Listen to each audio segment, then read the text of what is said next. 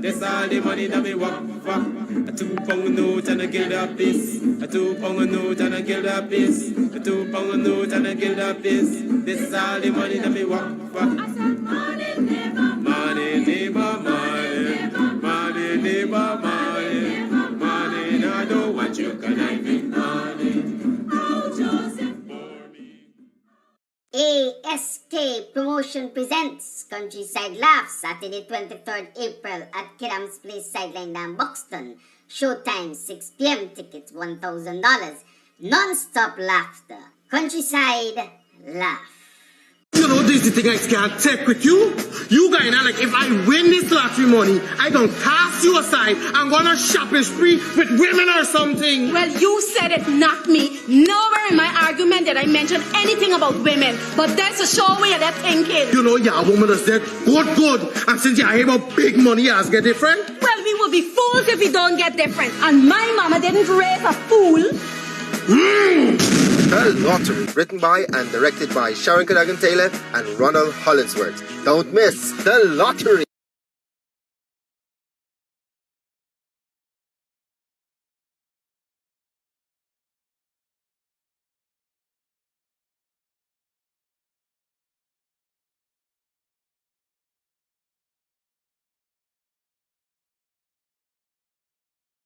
Talk to me.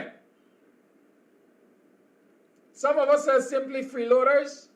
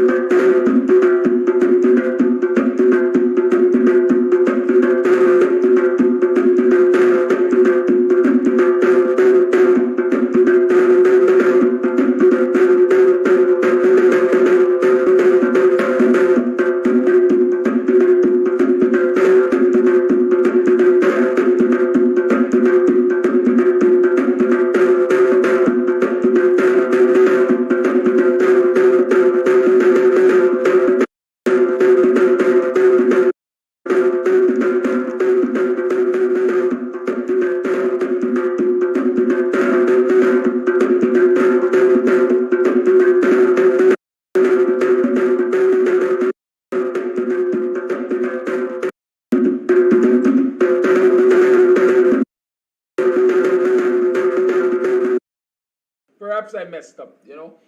That's how it's not your business, left it alone. But it's me business. You know, sometimes I marvel. Imagine folks have their stuff on social media. YouTube in this instance, their music and so on. This particular song is associated with a holiday or an observance. And here it is, I chose to play the song as part of the observance and so on. And I get cut off from Facebook. Sometimes you wonder, you know, how much sense these policies just make. Yes, it might be copyrighted and all of that, but this is one of the occasions when it is relevant. Oh, I think that is the time when you try to make the most money out of it. Right, so they're going to play it on Pago Day. So they must pay their royalties or get disconnected. I guess that's it. Welcome back. Share the live, please, and thanks. Share the live. Let's get back some numbers and let's talk the thing this morning. Y'all know me. I like to go to places that other people are afraid to go. And so this morning I want to go to that place. Right? I want you to share the live, share the live, share the live. Yesterday, for example, I looked at the number of shares. How is it you can have 400 and 500 and 600 persons watching your live show? You only have 100 views, 100 shares. Talk to me. Huh? Talk to me. Some of us are simply freeloaders. We are so mean. With even our click on the like and subscribe button, we are so mean. Even on the click with our click on the share button. Y'all talk to me. Come on, man. Share, click the live. Ryan Haynes, have you shared? Sandra Facey, have you shared? What about Kay Hines? Have you shared? Penelope Hudson? Oh, y'all, Audrey, have you shared? Johnny, the BUXTONIAN good looking girl, have you shared? Come on, y'all share this thing, man. Good?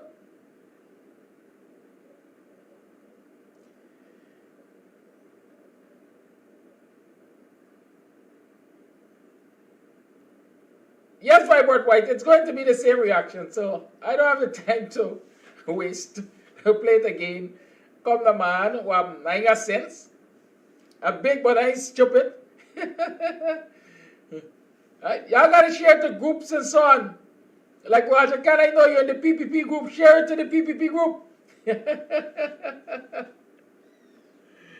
Oh, come on, y'all share this thing. We could do it. Share it. Share it. Share it, man. Share, share, share. Right? Share the thing. Sharon said, get him vexed. Share the thing. Share the thing. Smash that share button. Come on, share the thing. What's your problem? Anyways, I was saying that it's Pago Day. And historically, you all know I like talk about Buxton. I see for a couple of years now, and it started prior to the pandemic. The famous company canal, company trench as we call it, company road.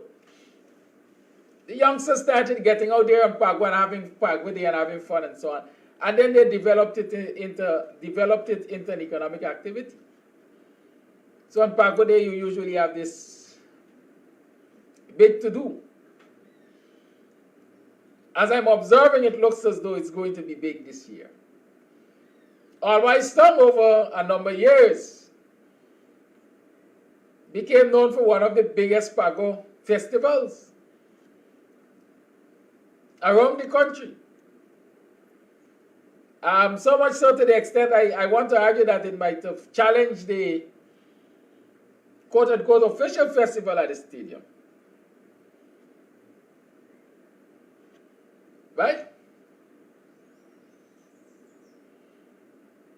But Pago is an Indian festival. A festival, a spring festival, as they say, a spring festival that, it's a colorful spring festival that signifies the triumph of good over evil. And so should everybody be celebrating the triumph of good over evil?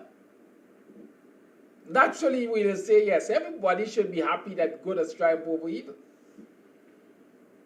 But the fact is, this is a religious festival. It's a religious festival. As such, people would say you're getting into what you don't know about. Right? You're getting into what you don't know about. Or are you watering down the people's religious festival? One out of the two, I don't know which one you want to accept.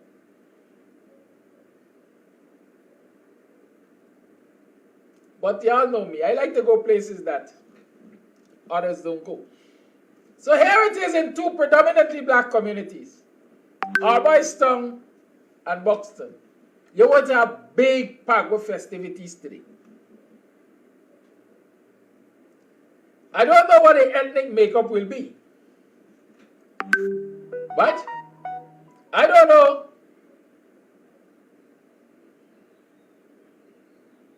What the ethnic makeup will be in terms of the patrons, the participants in these festivals.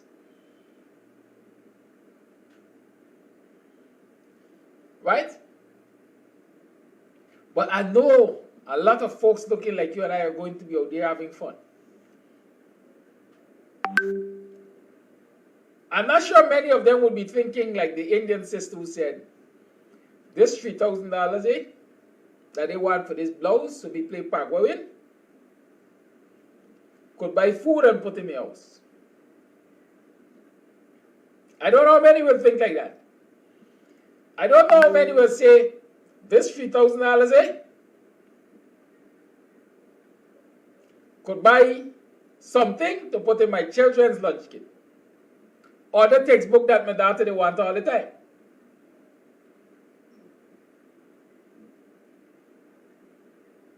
Or it could buy a couple chicks, yard fowl, to run around my yard. The Guyana Livestock Development Authority, GLDA, introduced a fowl they call the black giant. Giant indeed. It's a multi-purpose bird. You can get eggs from it, and the meat is also meaty. Right? It is also meaty. So you can get meat and you can get eggs. Nobody, or some people might not have even considered this $3,000, I could buy a couple black giant and lose them in my yard and let it run wild. Because they're foragers. They look for their own food. You got a little extra rice, you throw it out, they're going to eat and get fat. You got a piece of moldy bread, you throw it out, they're going to eat and get fat. And you're going to get eggs. You're going to get meat. Right? I don't know if anybody is thinking like that. But the Indian sister is not wrong. She's not too wrong in saying that she could buy food. Right? But when you look at or when you think of the expectation of what will happen in Arbiston and Buxton, and I am being told now Beeffield Sapphire, you come to the point where you recognize that a lot of people say, black man has take any reason for sport. The slightest thing they take and they make it a sport. Right?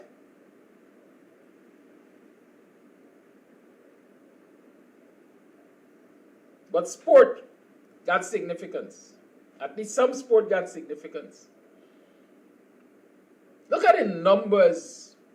Look at the number of communities in which we're going to have this big to-do, this big talale on Pago Day. Right? But let us retrace our steps. In the month of December, Kwanzaa is observed.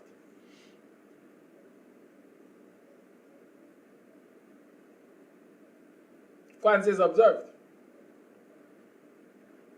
Have you recognized any big to-do, any big talale, any big celebration, open celebration of Kwanzaa? I think the PNC had an observance there. I don't think anything else. I think Mark Agnew might have done something.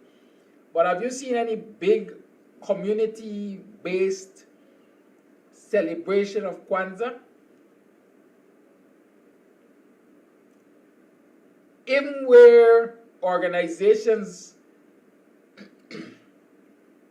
organized observances or celebrations for Kwanzaa. Have you seen such numbers present? How many Indo-Guyanese participated? How many Indo-Guyanese were falling over themselves to send out Kwanzaa greetings and to speak to the significance of Kwanzaa to the black community?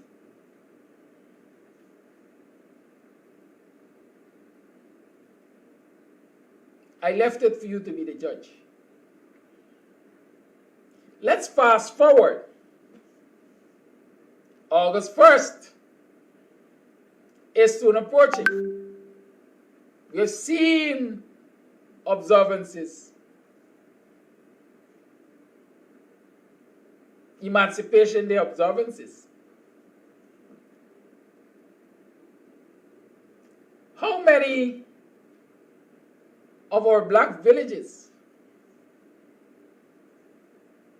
partake in organizing such observances in their communities?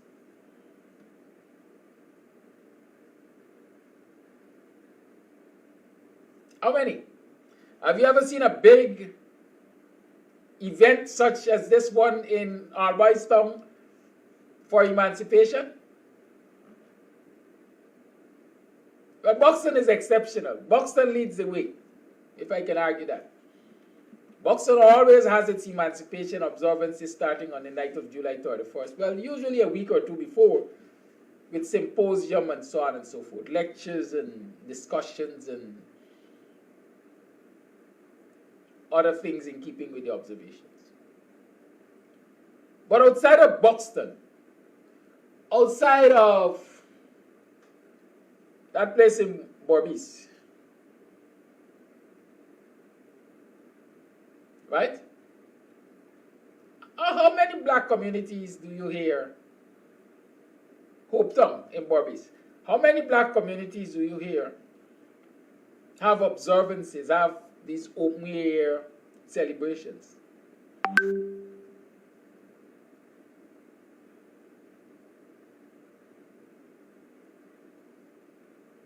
I don't hear of many.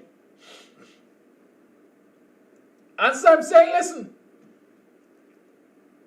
if you see Pago Day as a day where you could throw these big to-do as a part of the financial hustle, the economic hustle,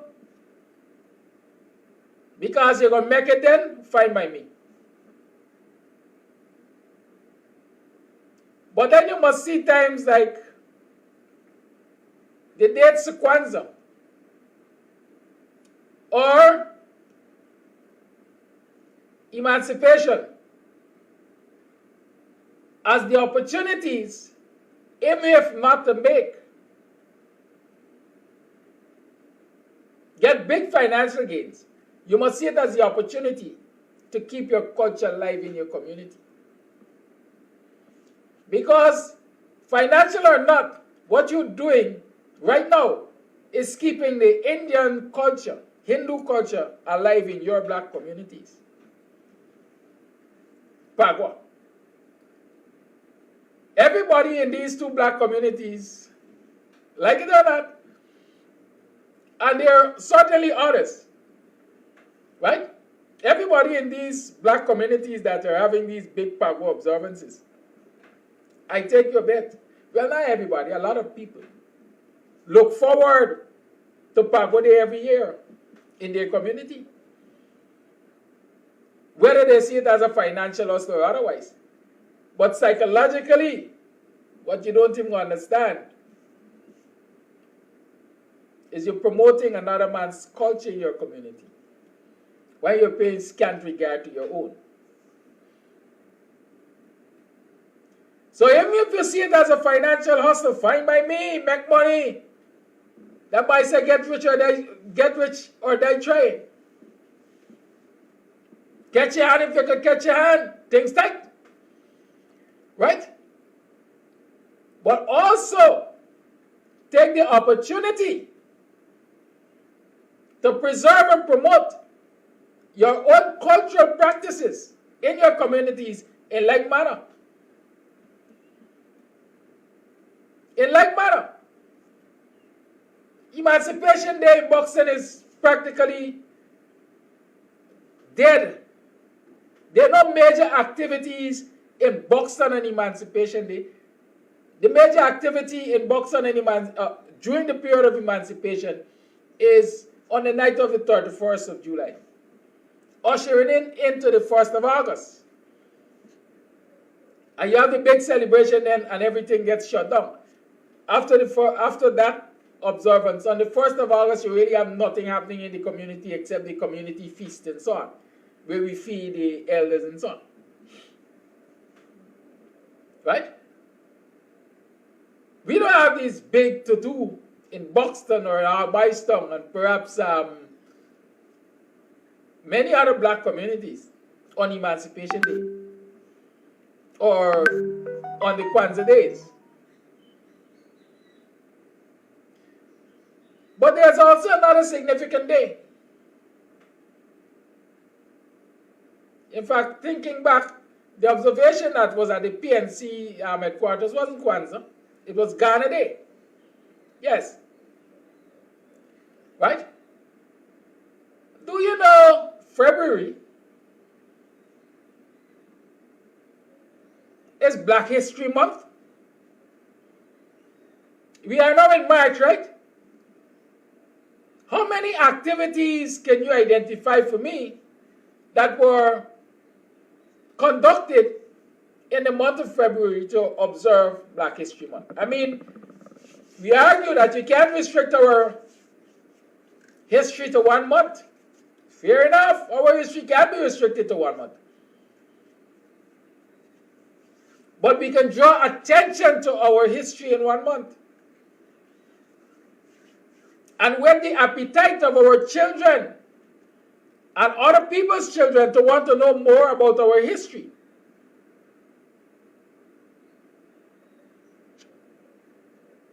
Right? So when you see these things happening around your community, or communities nationally and otherwise, a lot of people don't like to touch them.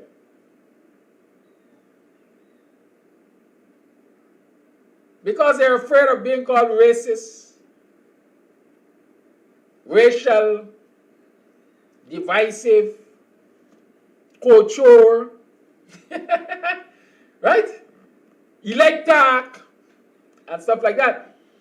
But the reality is, somebody has got to belly cat. I love an opportunity to make money. Trust me, I love money bad. I love an opportunity to make money. But I also respect the value of education. And I love education more than money. Because I believe with education you could get money. And so when I sit here in the mornings, y'all don't know sometimes how I drag myself out of bed. I'll be here in the mornings. Because I think I have a sacred duty to help to educate each and every citizen of this country. People might not believe, people might not see this Buxtonian Morning Time as a national program, as having a national agenda, because my focus generally is on Afro-Guyanese, because the fact is Afro-Guyanese look like me, number one. And number two, they are the down-pressed for the greater part. Right? So in all that we do, in all the hustles that we involve ourselves in, we must be so self-conscious We must be so self-conscious that self-interest, community interest, group interest is always in the forefront of what we're thinking. I am sure today's observances, today's talale in these two communities and other communities will bring a lot of economic benefit to those communities. The young folks who are organizing these things will make some money, I'm sure about that. Right? But is money all?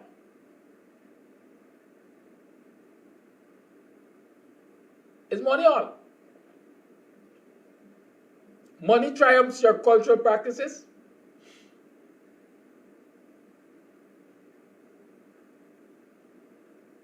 Does money triumph your cultural practices?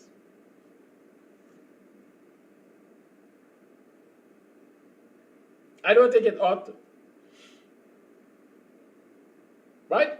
So let's think. Let's focus.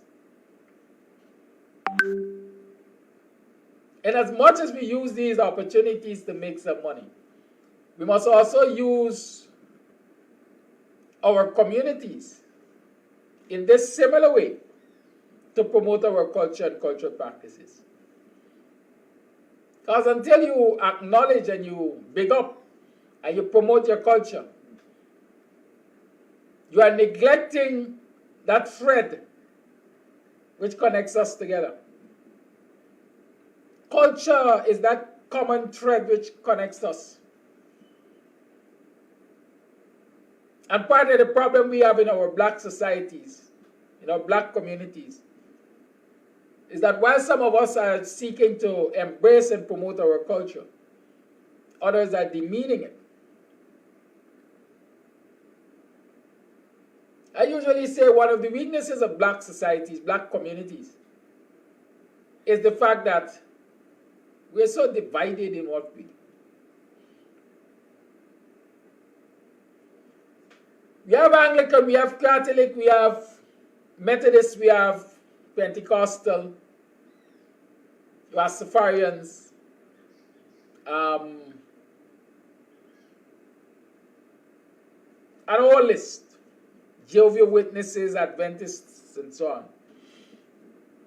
If you do research, you will find that the black nation is divided in so many subgroups religiously that alone is an undoing for us. Why? Why is it an undoing?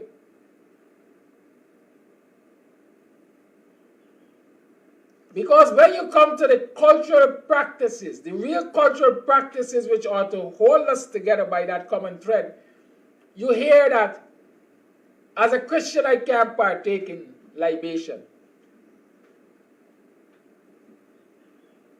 Y'all know what's libation, right? The pouring of libation, the inviting of and acknowledging the presence of the ancestral spirit, asking for guidance and so on. Just like praying to God, whomever you perceive him to be. Right? I'm a Christian. Libation is taboo. There's idol worshipping. I'm Adventist. I can't partake in that. I'm Methodist. No, those things are idol worshipping. But you ever stick a pin? I'm not attacking anybody's religion. I'm talking culture here, right? Please understand that. You ever stick a pin? And look at white Jesus? Or whatever they portray him to be? Is that an idol you're worshipping? Is it possible that we're worshipping an idol? I saw the other day in Africa, a pastor and an impostor were arrested because there is this black pastor in this country, this African country, I can't remember the name, who brought a white man,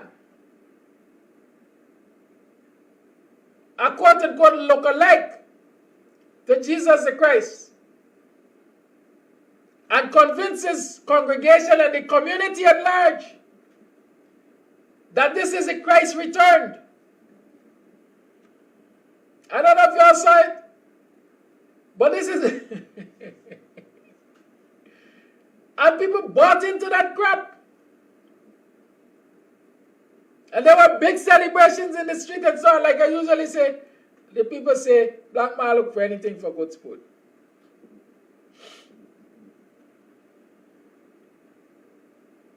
We can choose, you want to partake in your religion, so be it. But there must be that common thread of culture.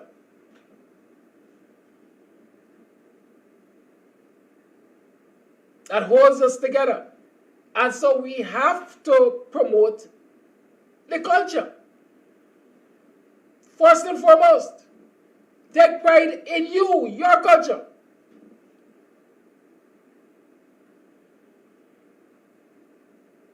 And so when you take pride in your culture, then when you see a brother or a sister looking like you, immediately you have a feeling of affinity, a feeling of togetherness, and you will want to reach out and hold, reach out and touch, right? And so you hold each other's hand, and you lead each other to where the success story is. Like I said the last time, when an Indian brother or sister finds a way to hustle and make it, they usually introduce others to their hustle. Because they have groupthink. When a black brother finds a hustle, he hides it from the others, believing that if he introduces others to the hustle, he is likely to lose the benefits of the hustle. There's unity in strength. There's strength in unity. Can you imagine as a hustler, right? As a hustler, if I can move individually because of my financial capacity, 10 tons of hemp a year on a market that requires 10 million pounds of hemp. Can you imagine if I were to team up with some other black brothers?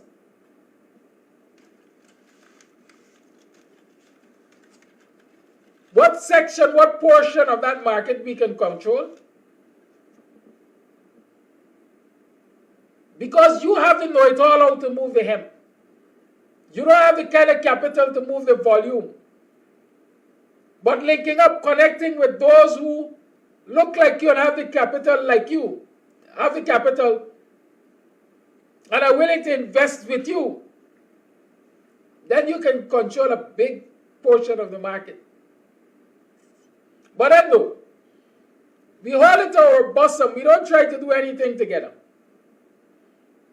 And then the other people find out, hey, there's a big market for hemp out there that is not being supplied.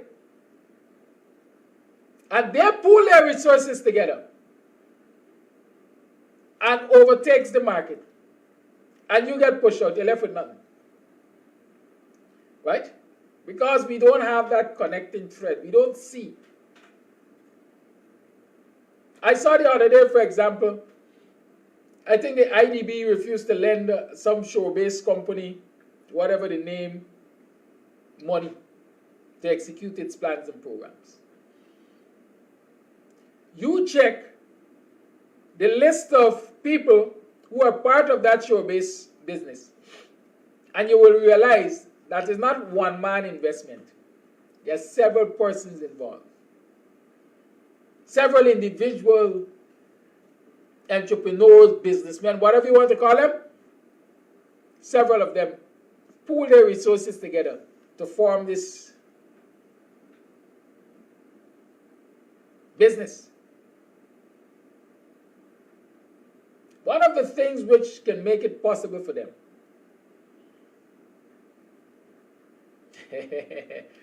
right, is the commonality of their culture.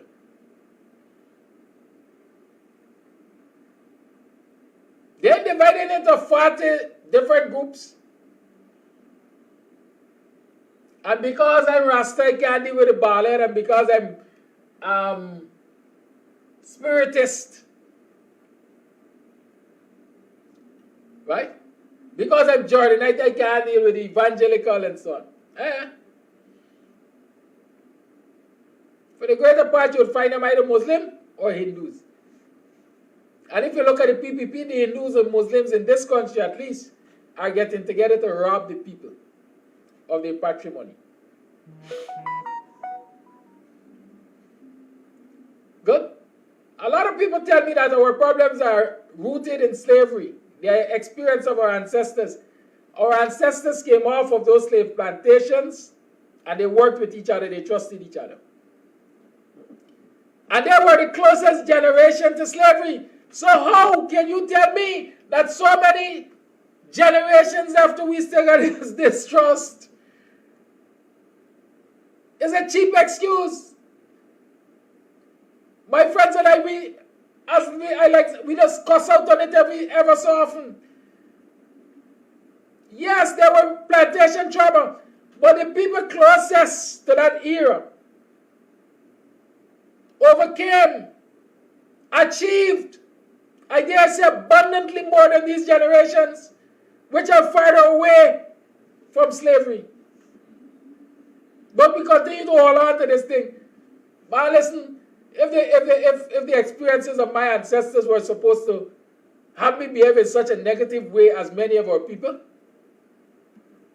I shouldn't be here, man. I should be toting somebody's bag. Let's get real. The Jews talk about the Holocaust. But aren't they perhaps the most successful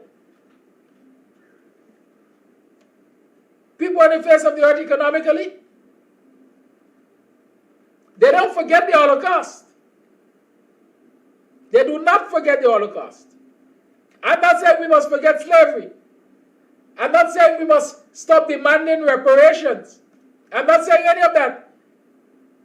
But I'm saying we must stop using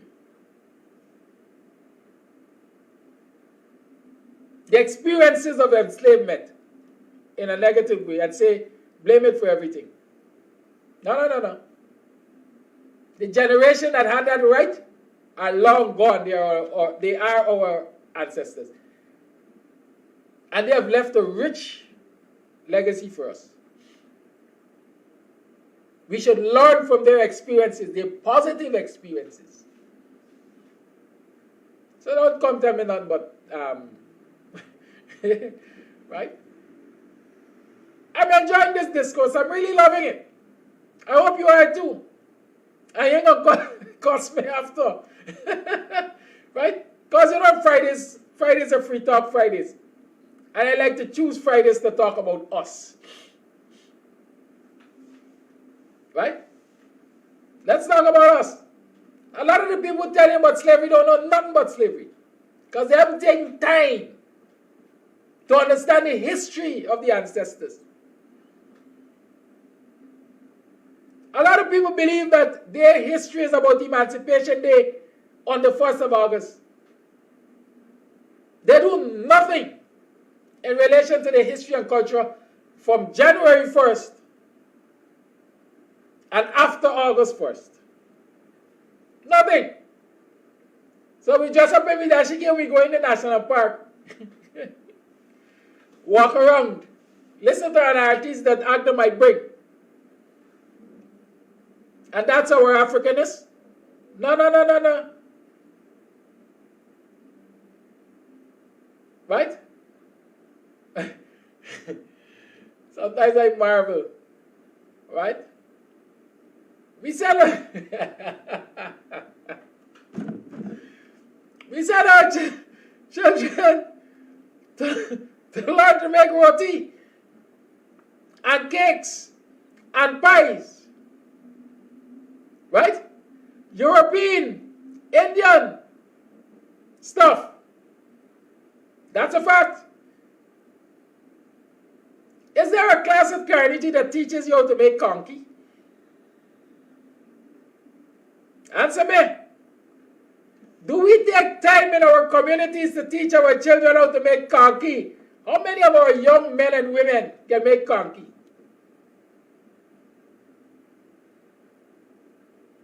And conky is one of the things associated with our culture. What about fufu?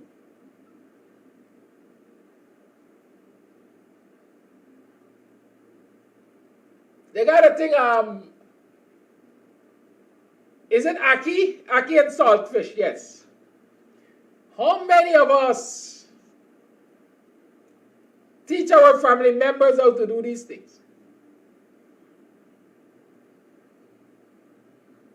How many of us we see selling roti and curry, or puri and curry, cheddar, pulori, egg ball, whatever. We see selling these things as a business. Can you, on the average day, walk into the city and buy a conky? I feel like eating a conky. Can I walk anywhere in Georgetown right now and get a conky? African culture in that business? African culture in that business?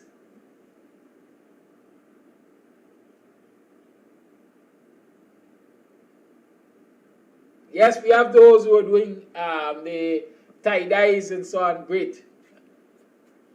Right? But what about the other aspects of our culture?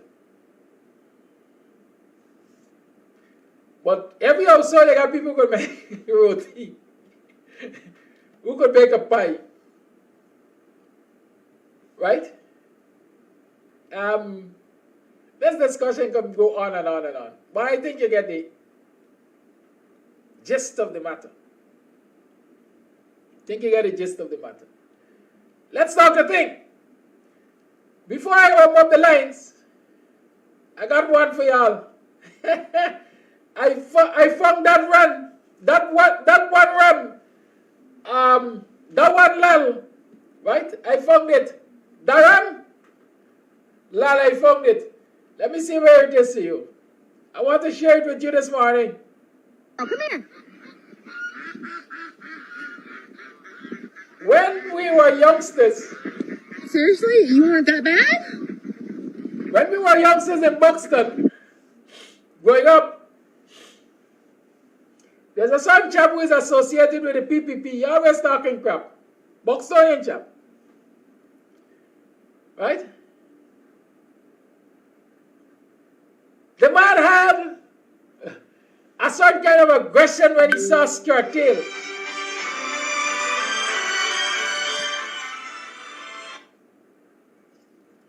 I didn't say the lines are opened yet, but you can hold. I will open shortly. Good morning. Okay. Morning. Right? So, this guy had a certain aggression when he saw skirt tail that we used to call him Tombul. Right? Some people see here rabbit mentality. Every skirt tail you see here while over. So we used to call him Tombul. He's a hybrid between a Tom and a bull. He was that aggressive. So, like I said, I am looking at TikTok these days, so I found that one lal, or Daram lal. Look at how Daram lal behaves when he sees skirt tails. Y'all have a look. Take a good look. Seriously? You want it that bad? Y'all look. Come on, pretty girl. I'm not coming in there with you because that sheep is gonna get me. I ain't doing that again. Oh my God! Y'all look. You see the aggression? That one lal. That one got to be lal. Hey, hold on, oi. No wonder the young lady said she is traumatized. I can imagine the nightmares she's having. Little thing fighting up to fight in big league. Call your life, good morning. Good morning, Kadaki. Well, I'm going to get some beaten up for this, but I don't care because I was an idol worshiper. And you see this time here, Lent time, I was even an altar boy. And Lent time you had to do the Station of the Cross. And you're walking around and you're bowing down in front of white statues. Right? And it always baffled me and troubled me. I was troubled. Right? And at the age of 16, I break off. I said, hell no, this thing ain't my thing. And I always had the question behind my head that this thing is wrong. You know, and then when we're going to talk about our libation, as you said, it's a problem. But then they could talk about blood of Jesus Christ, and I'm going to sprinkle the blood on you. Libation. This is the blood of white. Huh? Libation, continue. Yeah, and they're going to see, yeah, exactly, right? When they're going to take the incense and throw it over the dead, right? All Catholics and all Anglicans are idol worshippers. But you know what they say? Oh, it's just a picture, but they don't realize how much psychological effect that picture has destroyed us, man. They don't realize that, right? And one thing I'm proud of, though, you said something just about fufu. Well, I just get fufu right here in Florida from a supermarket, and my kids love it. So at least my culture from the Spanish side, and it's a Spanish supermarket, the Santo Domingos, they do sell the fufu. Yeah, they do sell it. So it's still living on in certain sections of our community. Anyhow, brother, you have a good day. Thank you for your call. Yes, the lines remain open. 6225933 is the number to call. Let's talk the thing. You know, every now and again we have to sit and analyze us. Talk about us. And how we can fix it. You notice when I come here generally and I talk about stuff, I always offer a suggestion as to what we can do. For example, I'm saying that Conky can be a good business. I've been pushing for years to make Conky a business in Buxton. Those who don't know, I'm not going to elaborate on that. But Conky could be a good business. Our culture. What about cultural tourism? We have all these black communities with all of this rich history. None of us has developed a way of capitalizing on this rich cultural history of our communities. What about the Buxton Cultural Tour? In the month of February, people around the Caribbean should be looking forward to coming to Buxton to enjoy a drum festival.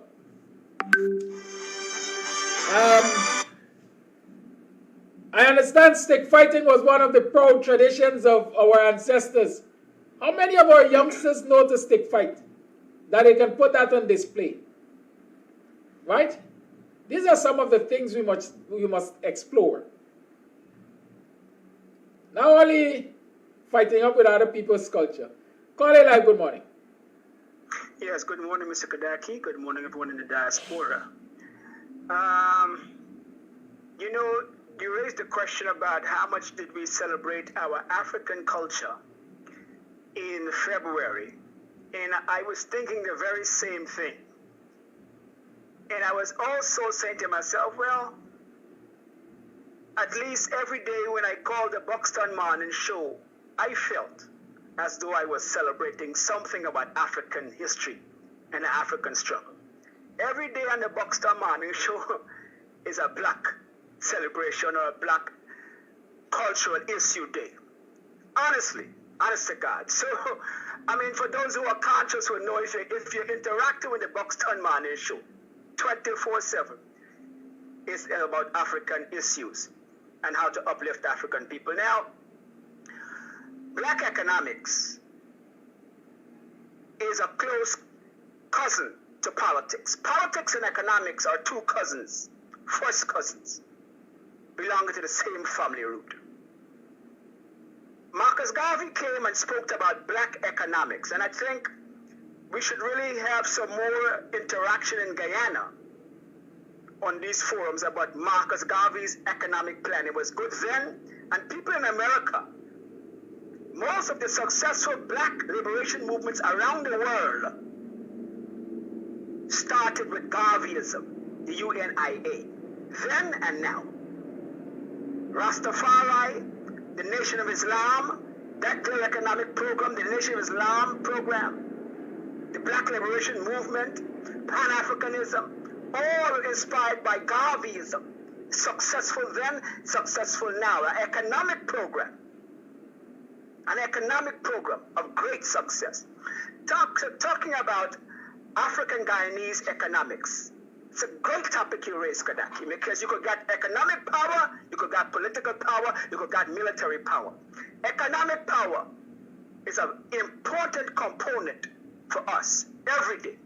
Because before we talk about politics, we got to talk about a cup of tea and a bacon in the mouth. We got to talk about something to eat. So economics is very, very as important as we talk about politics. And I'm glad you brought that issue into the discussion.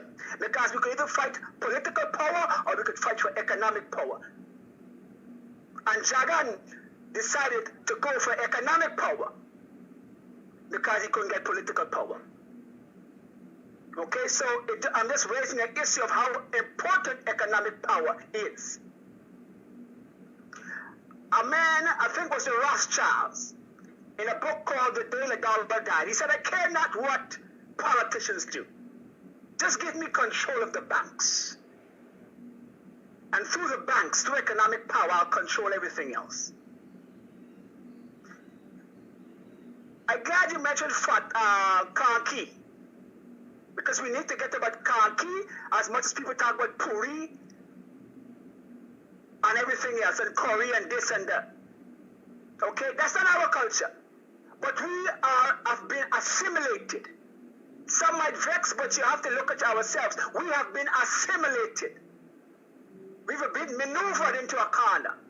Kadaki raise it right. You can't fight Kanki. No way.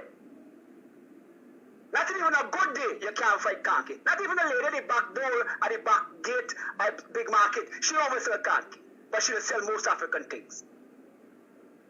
Kanki could be just as good as dal puri. Where's the Kanki? What about fat tap? Fat tap more sweet than Kanki. Anybody know what thing called fat tap in Bobby's? I got fat tap plenty. It's African thing, fat tap. Let me tell you, in case you send anybody to look for fat tap. Is an important part, and black economics. Black economics is an important part as the AP and UAFC. I wish the PNC had a program concerning economics as it relates to our situation. But I guess they may feel, well, they can't talk about that. Well, maybe ACTA should come forefront on these types of things. Black economics. Maybe SAGE. I know SAGE is doing a wonderful program. But we need to make these things more front page. Take more pride. Thank you for listening. Thank you. And let me clarify. You see, all right, let me say fat up. The first time I ate fat up, I ate it from the Buxton Bakery. Benjamin, I'm giving you a plug by. You're going to help support this program. Benjamin's Bakery in Buxton, they started making fat up. And it's perhaps the first time I heard of it. And I looked at it and I said, I found out about it and I was told what the contents are. It's like a baked form of conky to some extent. Almost similar ingredients. And I bought it and I liked it. Right? And I'm sure if you were to try it, you will like it fat up. Right? Good. I had something else I wanted to share with you. You know, I got it big. Caller line, good morning.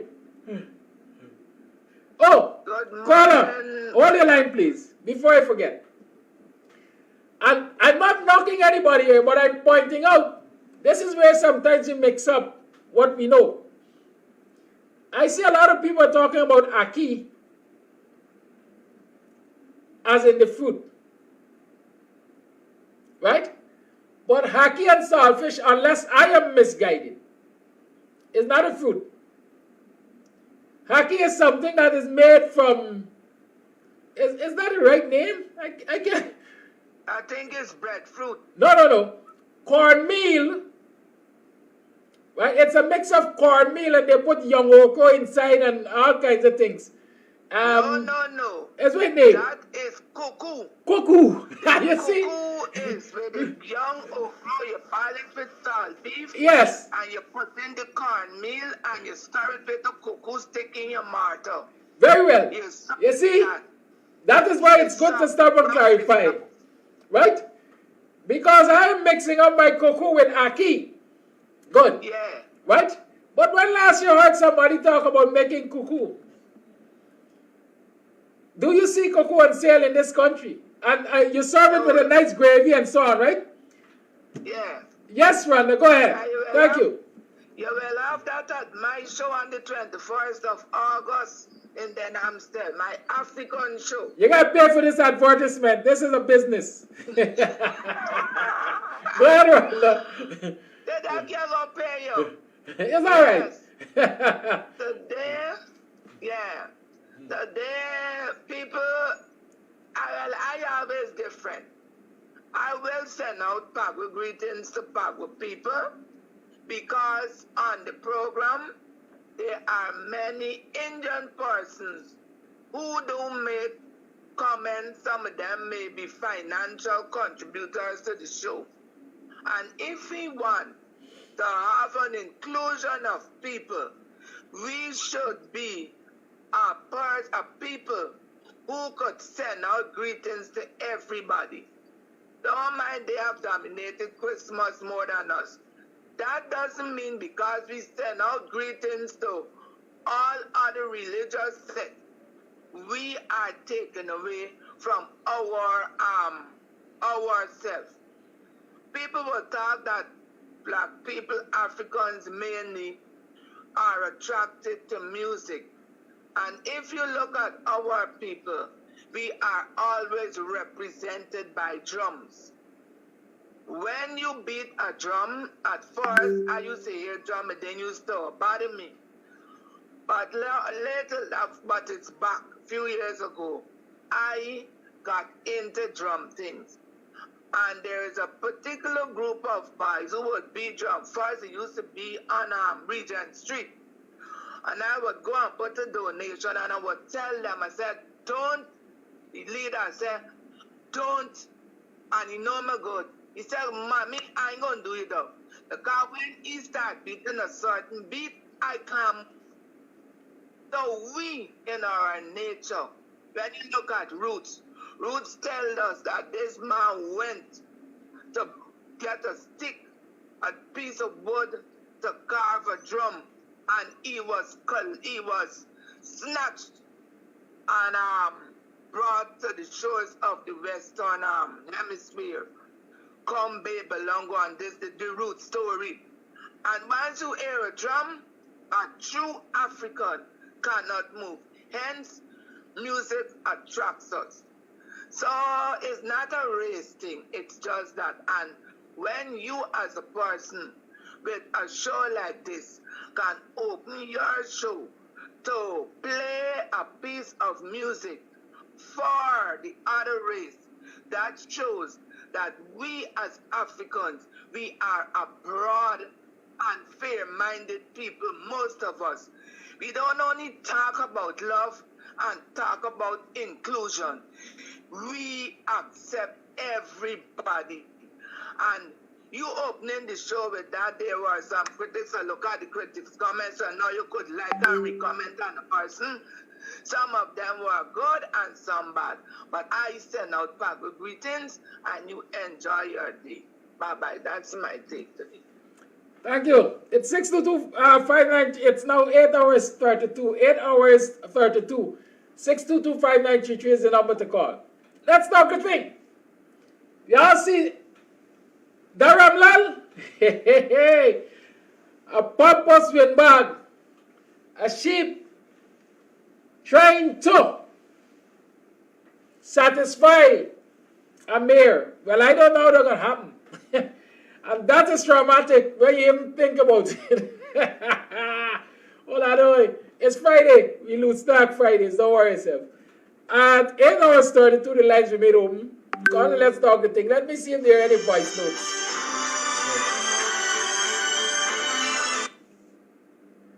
Call in live, good morning. Bless good morning, Mr. Amsterdam, and to all the viewers and listeners. In regards to the topic that you talking about this morning, Africanism and African culture. I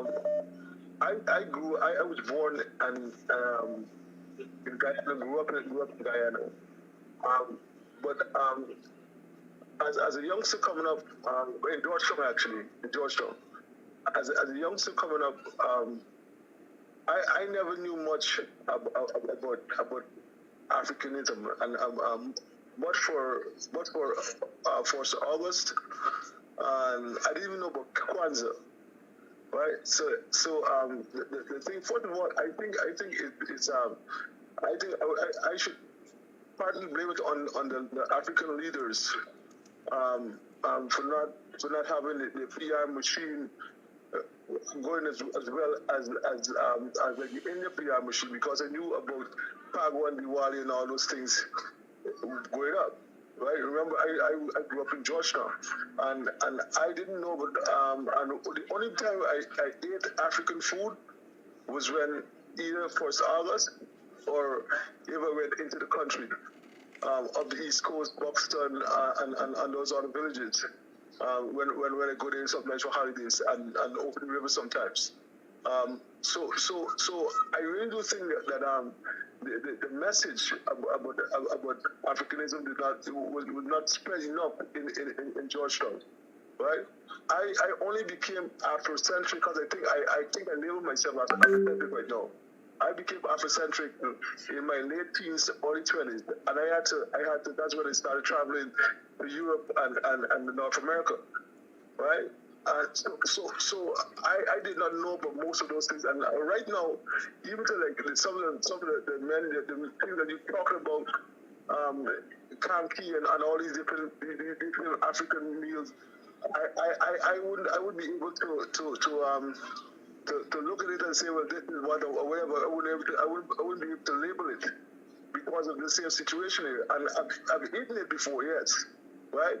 And I've eaten African food around the world because I've traveled a lot, right? But the thing is that I had to come out of Guyana to know about these things and know about these a little bit of African culture and all these things. So the thing is, it was not spread in Georgetown, especially. And I'm sure the people in the country areas, like because you from Buxton, right? The people from the country areas, like Buxton and all the other country areas, they knew about it. And back in the day, we used to call your country people. If we see you practicing whatever culture you have in the country, and sometimes you could have been African culture, whatever. But we call your country people because it wasn't. You were ignorant in Georgetown. So that I think is a problem. In Georgetown, most of the people. For my generation, we were ignorant to everything African. So that's a situation. I think it was poor PR, and I think they should start it now and really educating the youngsters, especially the black people, black young people, about African culture, because all we know is mostly about Indian holidays we know about. But we don't know nothing much about African culture. The people in Georgetown again, I'm saying. So thank you. That's my contribution this morning. Thank you. Part of the and about the stones this morning, I think part of the reason for the city dwellers not having a connection with the Africanness and the African culture, not knowing as much as we country boo-boo, it's because of their arrogance. Right? You know what I said? He said they used to call us country people. But I remember hearing about country boo-boo. Country come to tongue. I went to Richard Ishmael Secondary. I went to St. George's Primary. And I'll tell you, I have some dear friends. And when I talk about dear friends, I will never forget. Hold the line, please. I will never forget. I can't tell when last I saw this youngster. I don't even know where he is, and I hope he is well. Dwayne Loville. Dwayne Loville, big up yourself. Andre King. Those were two of my schoolmates at Richard Ishmael. And Dwayne was one of the most bombastic chap when it came to tantalizing. Your country boo-boo, country come to tongue, and so on. Right? And so when as a rural dweller, as a country boo-boo, you encounter folks like those in the city, you don't feel comfortable to sit and discuss certain things with them because they make a mockery of it. Right? You talk about drumming and other cultural practices in Buxton. Next thing they tell you, you're voodoo practitioner and you're a worker and stuff like that. Right? And so you don't take the opportunity to transfer the knowledge. At least a lot of people don't. I've always been proud of discussing with my friends what our cultural practices are. Right? And so a lot of times people get exposed to what happens in the country because the country people usually work closer to the cultural practices. The other thing is, I mentioned earlier, what about cultural tourism?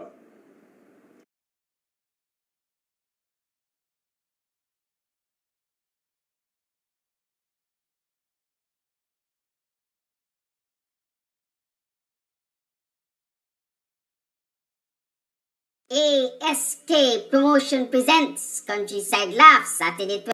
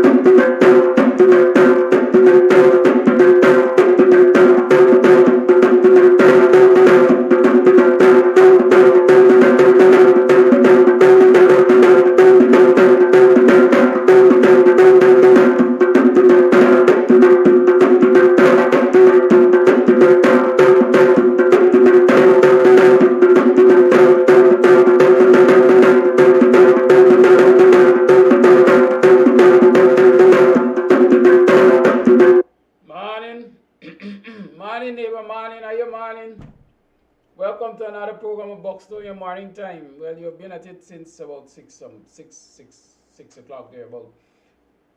Why am I coming on so late? I wanted you to hear the rebroadcast of Friday because I think it really addressed some of our issues. And it has planted a lot of seeds, left a lot of, reasons to thought, right? And so I allowed it to play up to that point. But those of you who have not seen who did not look at the program live on Friday, take the opportunity to go onto the KAMS TV page, whether on YouTube or on YouTube or on Facebook, and have a look. You may not agree with everything that was said, but I think there is a lot of seedful thought there, and so you should check it out. Good. As I usually say, don't cause the darkness, light a candle. And so yesterday I was out on one of those candle lighting journeys. I traveled myself from Takumo Bansi to Quarantine Borbis to East, yes, that's East Borbis, Kilturn area there. Kilturn, Macedonia, Jaffa, in the neighborhood of Macedonia, Jaffa. We traveled up there because, as you know, we have a relationship with the folks down there. Last year, I think, or early in the year, we did a fundraising right here to help them to paint and upgrade their community center and thing. And so we went out there yesterday and we visited with them. I must say it's a good look. I'll be able to share some photographs with you later in the week when I get them off of the camera. Talking about the camera, I took the opportunity to take my daughter with us, and so she had a first-hand experience of what her father does, or something that her father does. And she thoroughly enjoyed it, according to her. I can only say according to her. It is she who responded. I trust her. And so she was a photographer. Again, it's in keeping with what I do. I encourage you to encourage your children, to bring your children along with whatever you do, to bring your relatives along with whatever you do. Because we have to introduce the young generation to what we are about. Unless we introduce the young generation to what we are about, then we can't expect them to just wake up and act appropriately. And note I said appropriately. We can expect them to wake up and act. They will act. But the question is whether or not they will act in the prescribed manner. Please, those of you who are having volume issues, I don't know how far up you have placed your volume, but I'm asking you if you can adjust your volume, please do so. I don't have a lot of energy, quite frankly, right now this morning to do a lot of, well, it shouldn't really be shouting. I should be able to speak at a normal tone and you hear me clearly. Good? If you're saying you're having difficulties with that, my meters are reading nicely, and so I'm encouraging you to check the volume of your devices.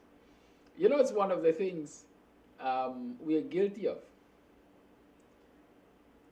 We don't look internally first. Sometimes, most times, we look external for the root cause of the problem. Right? For the root cause of the problem. We don't look internally. And then we come to realize, you know what? Having searched all over, run left, right, and center for the solution, and we're finding that we are in the same budups all the time, then sometimes we stop and we search internally. Right? We have to sometimes stop, look internally, and then look external to find the solution. Good? Sometimes the issue is usually with us. Everybody around you can be the same. You're getting yourself in trouble with everybody. And you're blaming everybody. But the common denominator in the trouble with everybody is you, and you're not checking yourself. Right? So sometimes we have to stop and check with ourselves. Good. That was an aside. They say every moment is a teaching moment, and once you get a teaching moment, you grab it and you take it. So forgive me for digressing a little. I was saying, yes, I took the opportunity to take my daughter along so she could see and hear what we do when we go there to talk with our folks and so on, activism as you call it. And so when you do that, then your children, those around you, get a first-hand experience of what really you're involved in, and they develop much, much more appreciation for it. It's like how you build your empire, right? It's like how you build your empire. If you alone go out there and you build your empire, and then you hand it over to your offspring,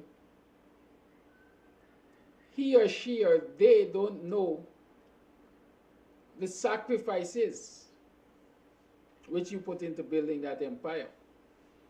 And so they don't appreciate the value of the empire to you.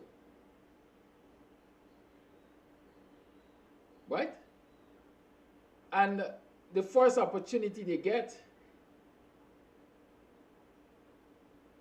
somebody offers them money, make an offer to them that, like as many people could say, it's an offer that you can't refuse. And they believe, yeah, this is it. This is the opportunity to get rich quick.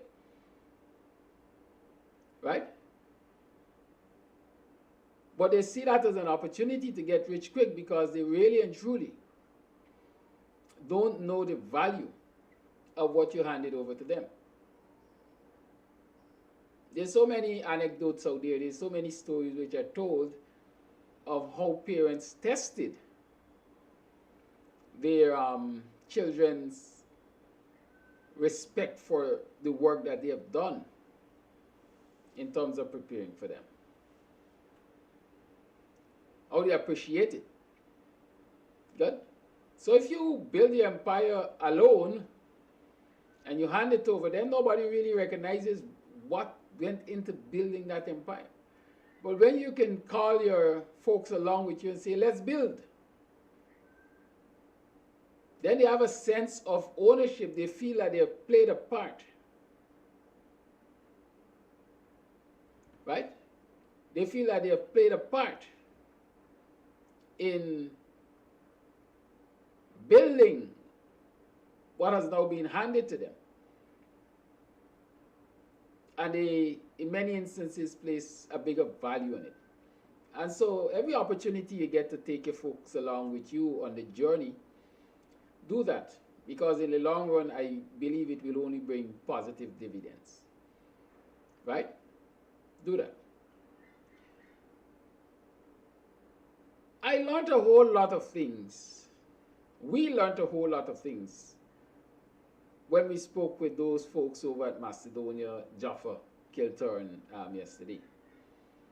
And there are things which will continue to be disturbing, to say the least. I see Roger Khan is mentioning the BV Triumph Land issue there. I am aware, I've recognized it, that this thing seems to be going to court and so on. It's something I will have to address, I would like to address. I'm not sure I can address it on this morning's program because I think it needs a lot of in-depth discussion.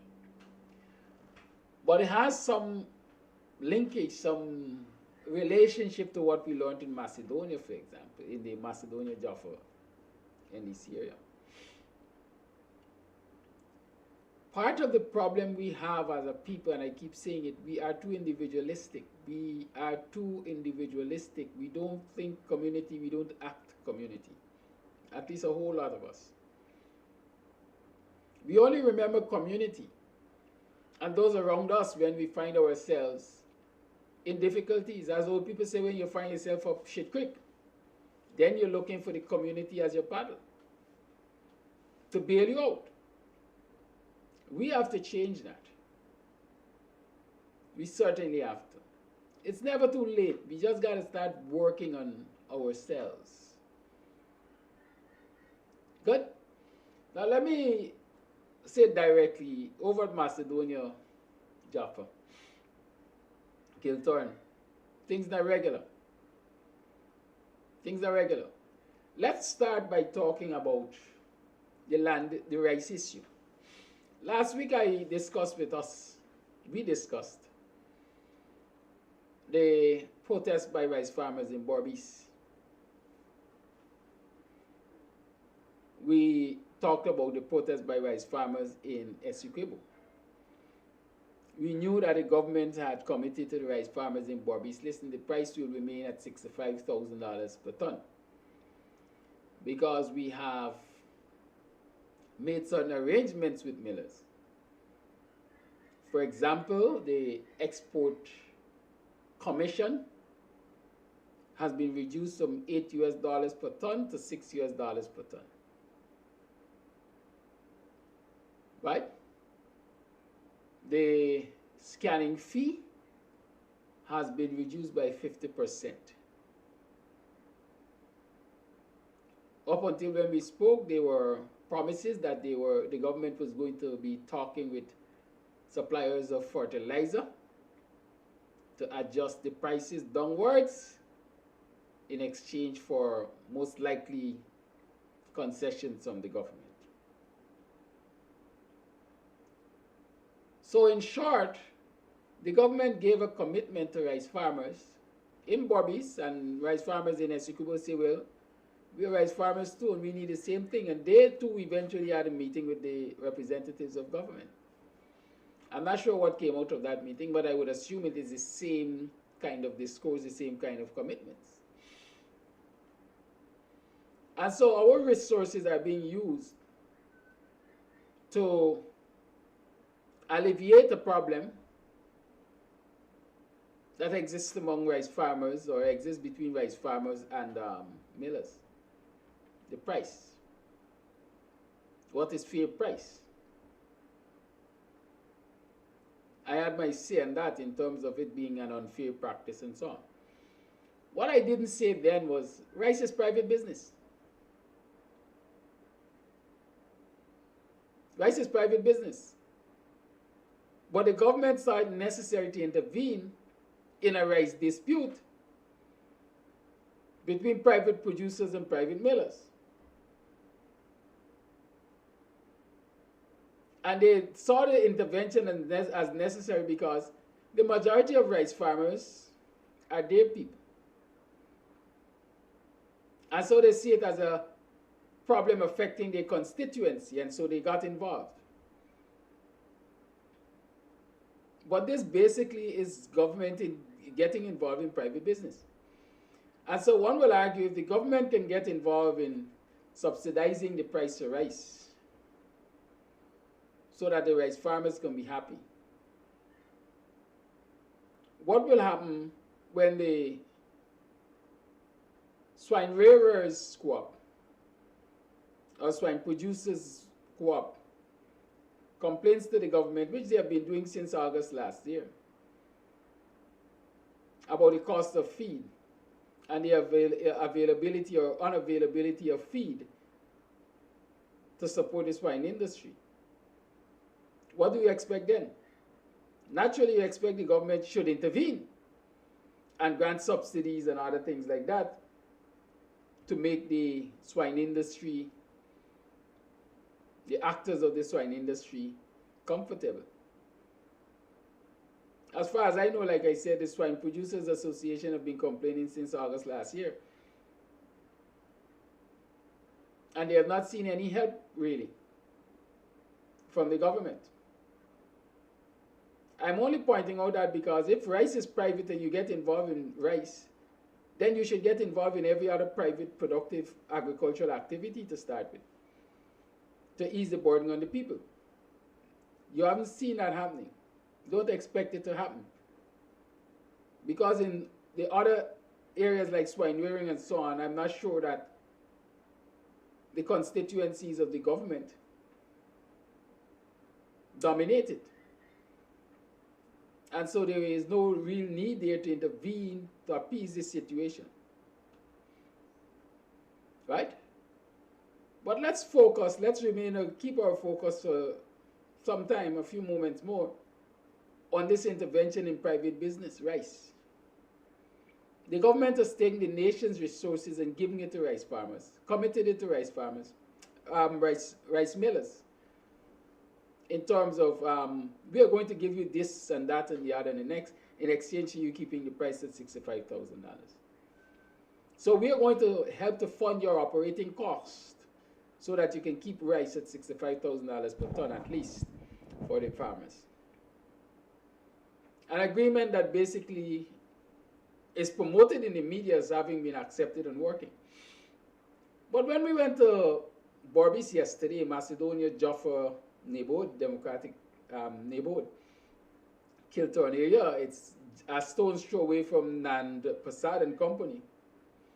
And you know Nand Prasad is rice. I think anyhow, I'm not going to be promoting their brand anyhow. They got a particular, maybe popular brand of rice. But Nand Prasad is a rice miller. What we learned there is that despite the fact that farmers were given a guarantee by the government of $65,000 per ton, Nand Prasad is paying $61,500, $61,500 per ton or thereabout. Let's say $62,000 argument's sake. Deborah Glasgow is saying they got $200 more in Essequibo. And so am I learning that the Essequibo price is lower than the Borbis price? Right? Should there be a national price of rice produced? A minimum national price as in $65,000 a ton. So regardless of where you're producing rice, you expect $65,000 a ton based on this government's commitment? That is what I would assume. But here we're learning that Essequibo is not at the same price as Borbis. But let's talk this thing. So resources are being committed to the millers. We will help you with your operating costs in exchange for you keeping the price at $65,000 a ton. But in East Borbis, a major rice miller is paying $62,000 a ton, $3,000 less than agreed with the government. I understand when queries were made about the discrepancy, the variance, they were told this is a private mill. Government can't set the price here. And so is this a breach of contract? Is this deception? Is this fraud? That this company is accepting whatever the concessions from the government, but not delivering on its promise to pay the $65,000 a ton? Somebody from the government needs to look into this and say to taxpayers whether or not this is in keeping with the arrangement that was made. Somebody. Because the rice farmers are saying, and I have no doubt, I have no reason to doubt them, they're in the belly of the beast, like I like to say. They say if we come from bottom of a river and tell the alligator get teeth, then you best believe that alligator get teeth, because we're there right there. You ain't there so you can't know. And so the farmers are saying instead of getting 65,000, they are now getting 62, as against the 65 agreed. When they question the variance, they're told this is a private mill. Of course it's a private mill. Of course rice is a private business. Why then did you accept the government's concessions with a promise to deliver $65,000 per ton? If you knew within your heart that, hey, this is private business and government ain't got no right in it. And that is, you know, in other countries, free market, as we like to call it, the market forces determine price. Government ain't got no business in that. And so really and truly, that battle should have been left to the rice producers, the farmers and the millers, and let them fight it out to arrive at a fair price. But because it's politics and votes, and us against them, our people against the other people. Let us intervene and give away the country's resources. But here is the end result. The farmers are not getting what they were even promised, despite the concessions given by government. But government will say, yay, we fixed it. At least they're shouting in the newspaper. Look at the headlines.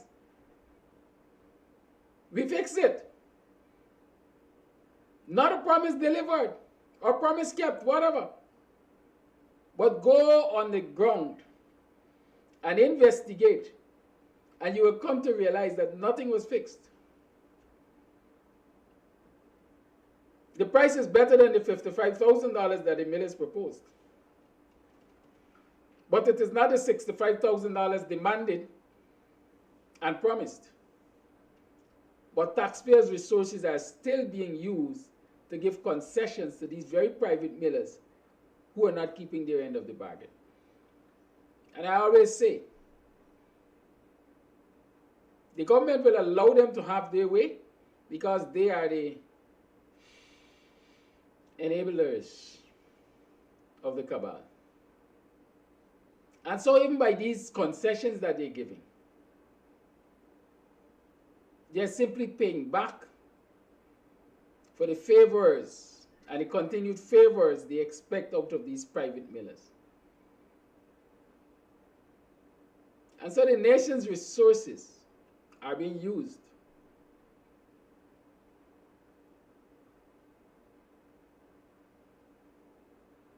to empower a clique, to empower the cabal, while the citizens are getting shafted, left, right, and center. Another thing I learned there in terms of rice, we're talking rice right now. Now, if I am selling you eggs, and you're paying me eggs, paying me for the price, paying me according to the size of my eggs.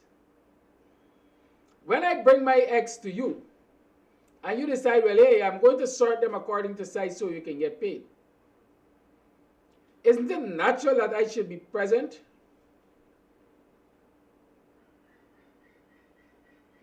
To witness the sorting process? So if you took a medium-sized egg and you place it among the small, then I can object and say, hey, nah, I think he's failing you. That thing is right.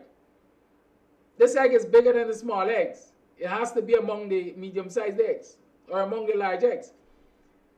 That is what I believe is fair practice and sensible practice. And that is a natural expectation. If you're going to assess the quality of what I bring to you, then it's natural that that quality has to be assessed in my presence or should be assessed in my presence. What I learned yesterday that when farmers take their paddy to the millers grade their paddy in their absence and assign a grade.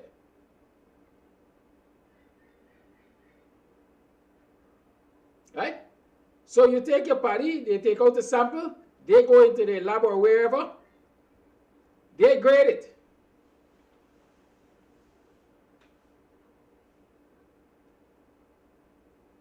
According to one resident, they're not even told on the spot what the grade is, they just get a slip.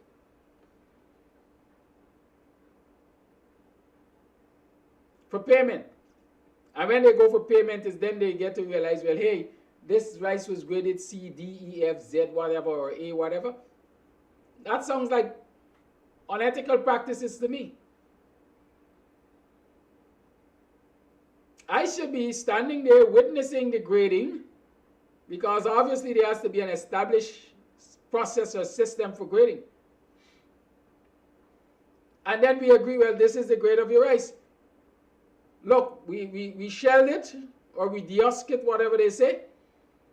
And look, there is so much red grains contained in this sample. And based on our chart, when so many red grains are contained in a sample of so many, grains, then the grade is X. Look at the chart there. As I leave, knowing that I witnessed the grading process, I saw the evidence of how the grading is done, I concur with the grading. But I'm understanding that no, farmers don't get that opportunity. A sample of the rice is of the paddy is simply collected, and then they are told of a grade. Now, are you telling me that is fair practice? Will you allow someone to grade your eggs like that? Or whatever you're selling? Potatoes? Tomatoes?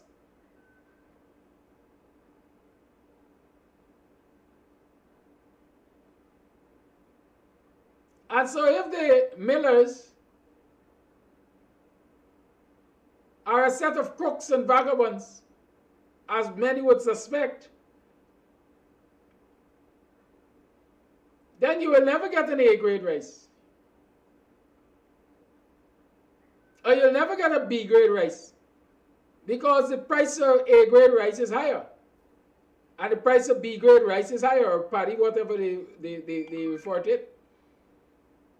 So here it is, I've put in all of my labor, took my time to ensure my field is well kept and so on, because I want to produce A-grade rice. And then I turn up and the miller grades it and tell me it's a B grade or a C grade. And I have no way of contesting that. I didn't even have the opportunity to witness the grading. And I simply have to accept the payment, accept the grade, accept the payment, and go about my merry business. Does that sound like sense? Does that sound like business? That is what is happening in the rice industry, at least as described by the Bobitians. But how do you confront that? Like I said, rice is private business. How do you deal with private business and let the market demands?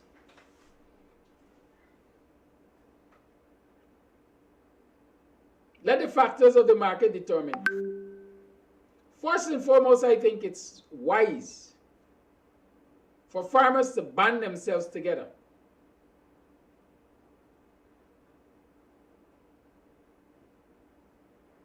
Farmers ought to band themselves together. And say farmers who are banded together, when the millers say we are going to reduce the price of $55,000 per ton, all the farmers say we are not selling. We will store our grains in our storehouses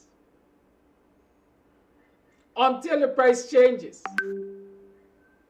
And so the millers can work with what they have in stock until they run out of stock. And then they will come to us as a group and talk to us about paying the right price. That is how you have to operate in private enterprise. Because they say higher the demand, higher the price. Lower the demand, lower the price. If nobody wants to buy it, you want to sell it off cheap. Right? Higher supply, low price. You got plenty. You got a whole lot. I say I don't want it to spoil in your hand, especially if it's perishable. So you set a price that people will just buy it and go with it. But likewise,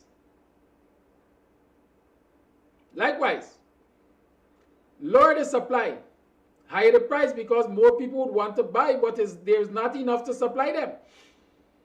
And so if farmers band themselves together and say, we're not selling, it means the supply is not available. Those who are desperate enough to want it will pay the price, or pay a fair price. They will negotiate a fair price. But that, sometimes I wonder where sense is if people lack, well, let's say for lack of knowledge, people will perish. People are just accepting price. Because the miller said this is what we pay, people accept that and they sell. The protest for government's intervention in a private business, in a private matter, when they have it within their power to bring the millers to the negotiating table. But because of individualism and individualistic thinking, they can't do it. And government had to intervene. And even after government's intervention and certain commitments being given, they still are not getting what they agreed to. The answer to that, my people, the answer to that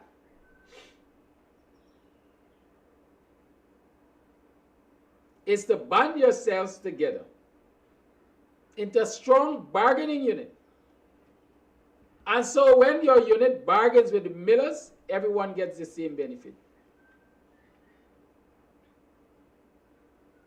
And regardless of whether you're dealing with rice or whatever across the country, that is how communities have to operate.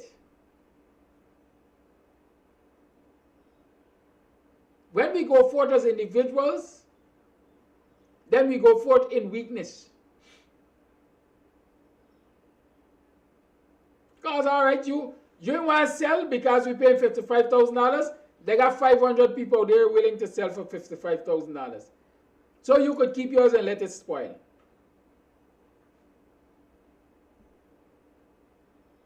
But if you flip the coin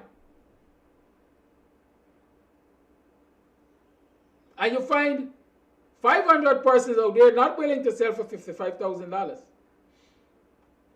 and one person willing to sell for $55,000, the miller has to rethink his strategy. Is it that people are not seeing this? Is it that nobody's explaining it to them? Or people are just weak-hearted? Or as one friend of mine said, or is it because black farmers especially are hand-to-mouth? They can't afford to hold on to their produce.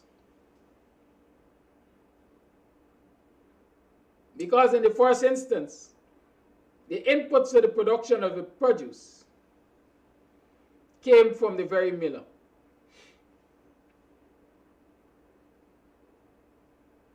Because that is something I am hearing in the rice industry. Millers will advance farmers fuel and fertilizer. And then at the end of the crop, they do the necessary deductions of the cost of fuel and fertilizer. And so a friend of mine is saying, listen, they're so hand to mouth, especially black farmers, that they depend on this very miller or millers to give them the raw inputs so that they can cultivate rice. And so they can't afford to rock the boat.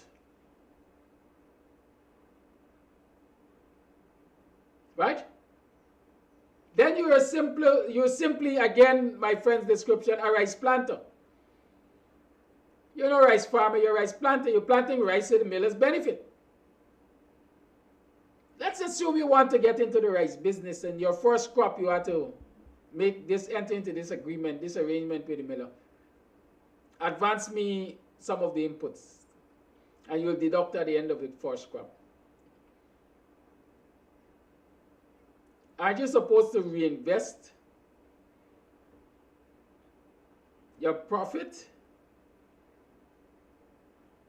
and acquire your inputs so that you can be independent of this miller? Or you can get a stronger level of independence from this miller? You're planting rice for years and every year you have to get an advance from this miller? Something is wrong. Leadership is lacking. And again, I'm of the opinion, if we were to band ourselves together as rice farmers, perhaps we will have the authority to negotiate with government through the agriculture ministry, through the extension officers to say, listen, we are an association. We represent so many farmers. We're asking this government for concessions to import fertilizers so we can have it at an affordable cost. Are we asking government to advance us fuel? And we will guarantee payment at the end of the crop.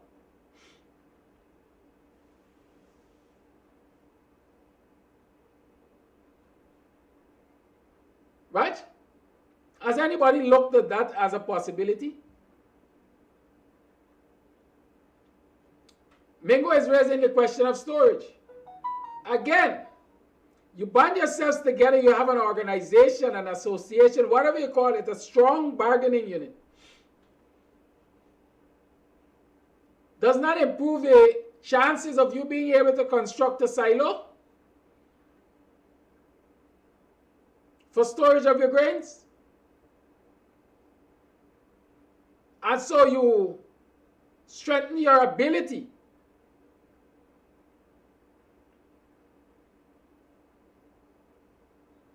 to bargain, to have a stronger position in the rice market. Question is there a timeline between harvesting and milling? Grains don't spoil. Rice is a grain. It doesn't spoil unless, like Mingo said, improperly stored.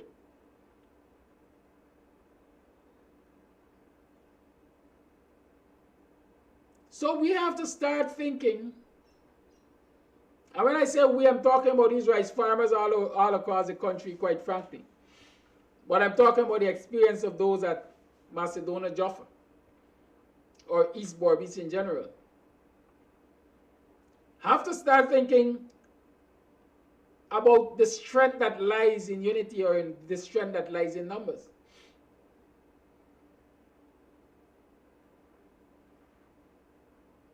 Because in any normal society, free market economy, government has no right intervening in that dispute to give concessions in exchange for price, which the farmers are not getting themselves. Rice is private business. Some will hit me, they will knock me, they say, Mr. Amsterdam, perhaps there's a line the coalition took and that's why they suffer.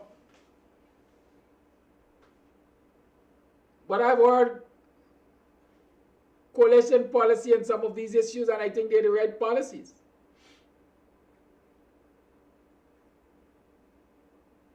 Should resources which can be used to improve the lot of every Guyanese citizen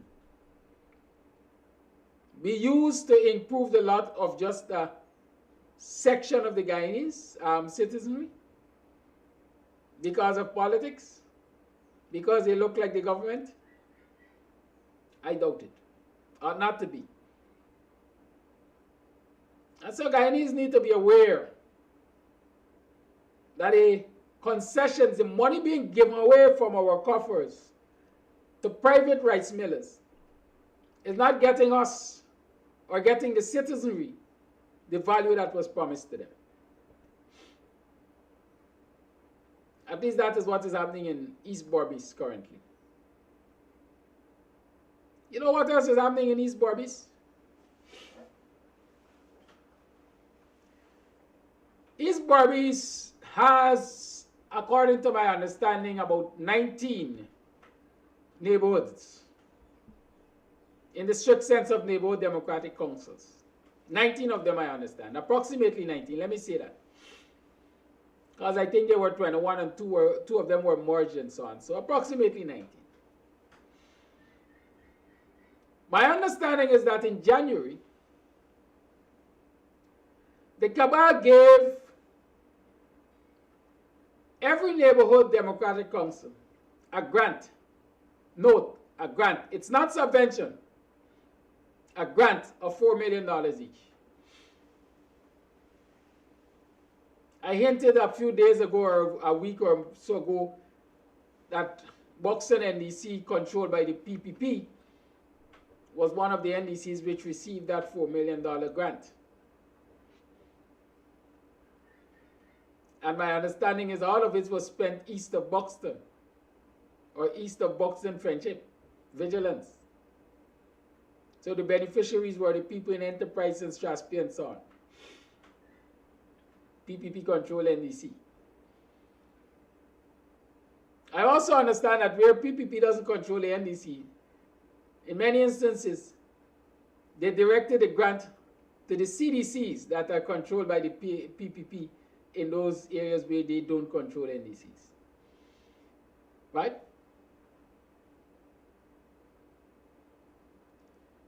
But the reality is, East Berbice, I'm told, has about 19 NDCs. And this grant was given out in January. And of all the NDCs, of the 19, 17 of them got.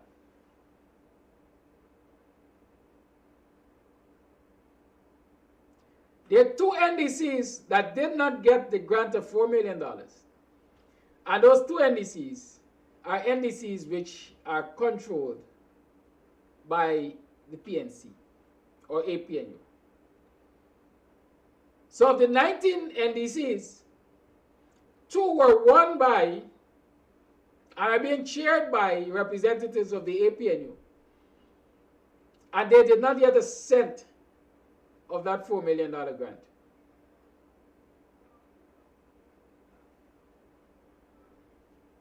Y'all hear what I'm saying? And so when the other NDCs are benefiting from the $4 million grant, these 2 NDCs controlled by the PNC or APNU don't have any. It's not resources they can spend to develop their neighborhoods. When the regional officials were confronted as to why they did not get their grants,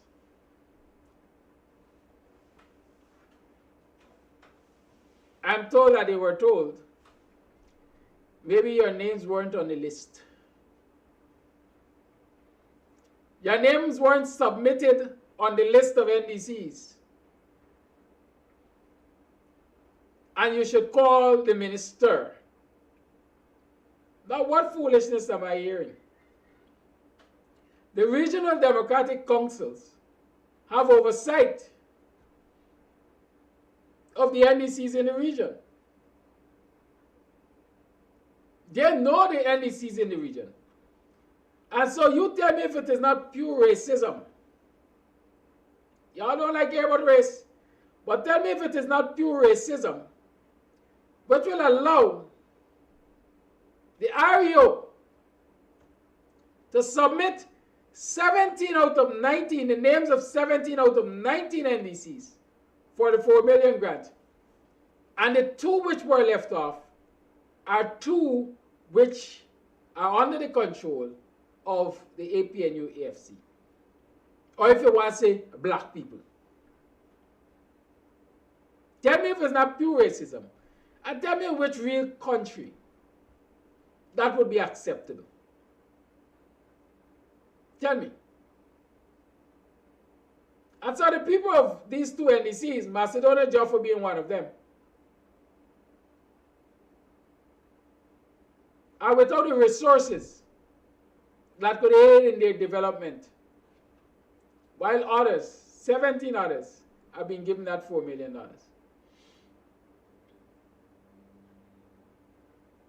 And people are going along with their merry, going about their merry business. Don't councillors at the NDCs have constituencies? Don't they have the organizing capacity to call out all of the residents of these NDCs and say, let's go and protest in front of the Region 5 RDC? Political organizers to the APNU don't have the clout to say, well, this is what ought to be done to highlight this problem? I'm just asking these questions. I don't have all the answers, but I can highlight the issues.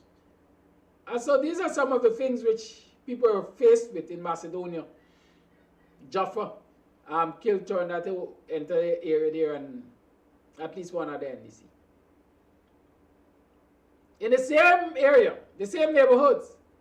The neighborhoods are kind of mixed. Indo-Guyanese are receiving grants of chicken and feed, and even materials to construct chicken run. And while the policy is that the recipients of these things are supposed to be channeled through the NDC, and that the NDC is supposed to submit a list of prospective recipients. In these two NDCs, the chairperson and the NDC operatives have no idea that this thing is supposed to happen until they started seeing people, vehicles stopping in front of people and distribute feed and chicken. When they investigated in other NDCs, it's happening, but it is going through the NDC. But in these two particular NDCs, nothing has gone through them. Local representatives, operatives of the PPP have single-handedly identified who must get and who must not get. And this is acceptable with the nation's resources. But nobody is protesting the Region 5 RDC or even government. There are lots of these issues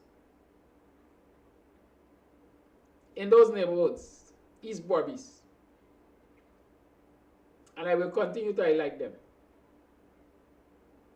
Like I intend to go to other areas and highlight the issues. It's 6225933. That's the number to call. Call and let's talk the thing. At 17 minutes past the 8 o'clock hour, the lines are open.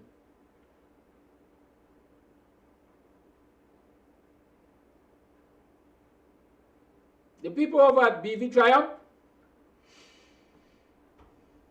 they say sometimes in prayers can't help you out. Sometimes God himself got come to help you. But we'll talk about that. Let me hear how the phone lines are going. 6225933 is the number to call. Let's talk the thing. Rice, deception, and the racism. That's what we're dealing with.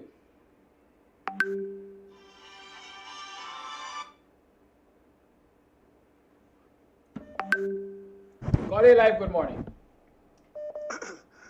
Good morning, Mr. Kadaki. Good morning, everyone in the diaspora. Mr. Kadaki, were you just talking about NDCs and RDCs? Was that the... Caller, were you tuned to the program? Yes, but I'm trying to see if you were just talking about that. I was listening to a recording. So I just wanted to know what I was talking about. Oh, yes, that is what I was talking about. Okay. So, okay. That's what I was trying to understand. Now, for RDCs, for them to be 19 NDCs, and the regional executive officer or branch did not report the other two that were excluded, seems to be some sort of disconnect, as you pointed out. And how can this be happening with taxpayers' monies? Now, clearly this is an issue for the courts. Now, I don't know, because you ask, because I don't know how else to deal with this matter urgently. You can either do protest, or you can either go to the court overnight, because clearly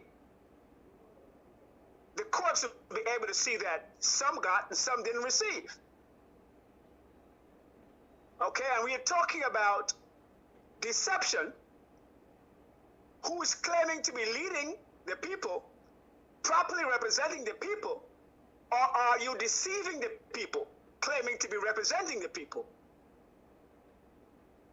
Can you hear me clearly? Yes, we are hearing you. Good. So there's clearly an issue of deception on your headline this morning, and this brings us to another question, another issue I want to point out very quickly of our constitutional function, because all this ties back to the Constitution on local government issues.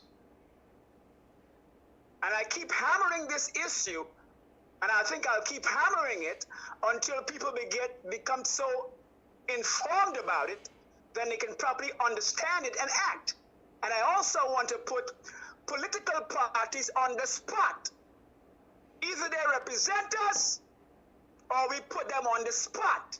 And for right now, I intend to put them, the PNC and the AFC and the PPP, all on the spot by saying that the Constitution's preamble of the Constitution says, we the people.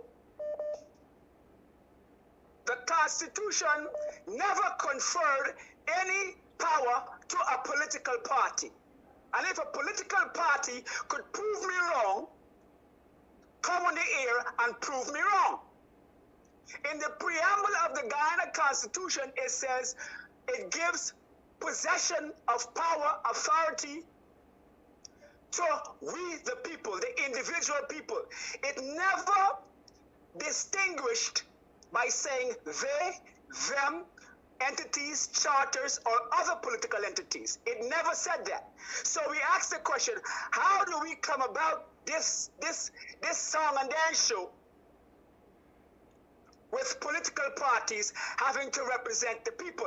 Who asked for political parties to represent the people? Now this goes back to an age-old question. And some may say, well, why are you really raising that question? It's not really relevant. It is relevant because you've got a hole in the bucket. We are filling the bucket, but political parties are shortchanging us.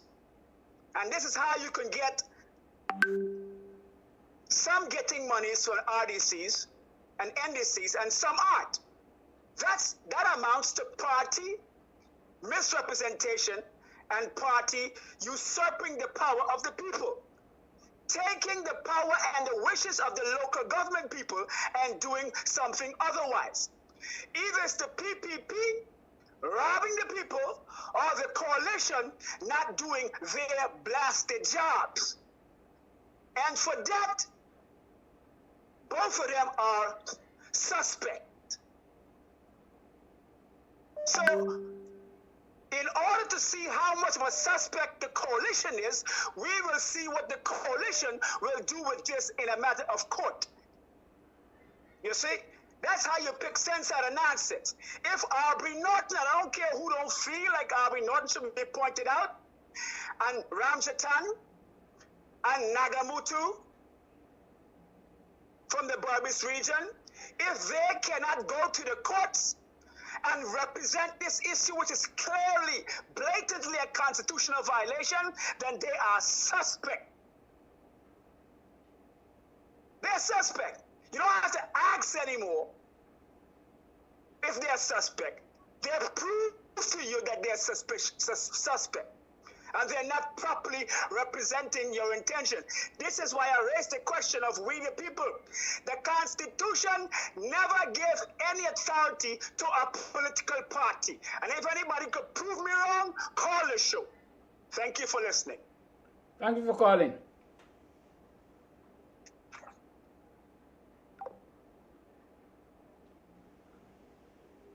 I see a lot of people are asking about going to the courts and so on. For me, going to the court is always an option. The question is, who is going to the court? Going to the court has a cost. Who is standing the cost of going to the court? Going to the court has to have a face. Who is willing to put their face as going to the court? These are some of the bugbears of going to the court. Right? These are some of the bugbears. Guyanese citizens are peevish,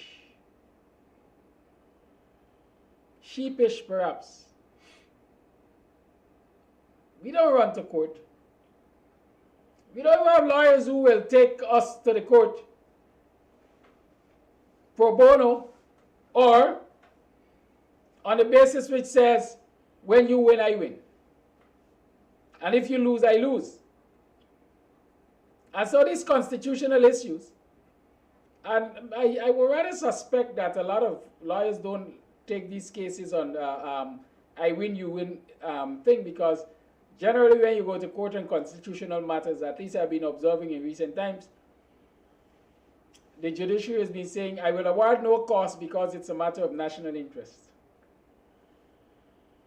And so no lawyer wants to go to court to put on his CV, well, I won this constitutional matter. He wants paisa, he wants his money. He or she wants their money. Right? But I think all issues can have their day in court. And let the court decide. Because this is total, I don't know, more than segregation. It's discriminatory, using the nation's resources. And people have to act on it. Whether, whatever form of protest, I think people need to act on it.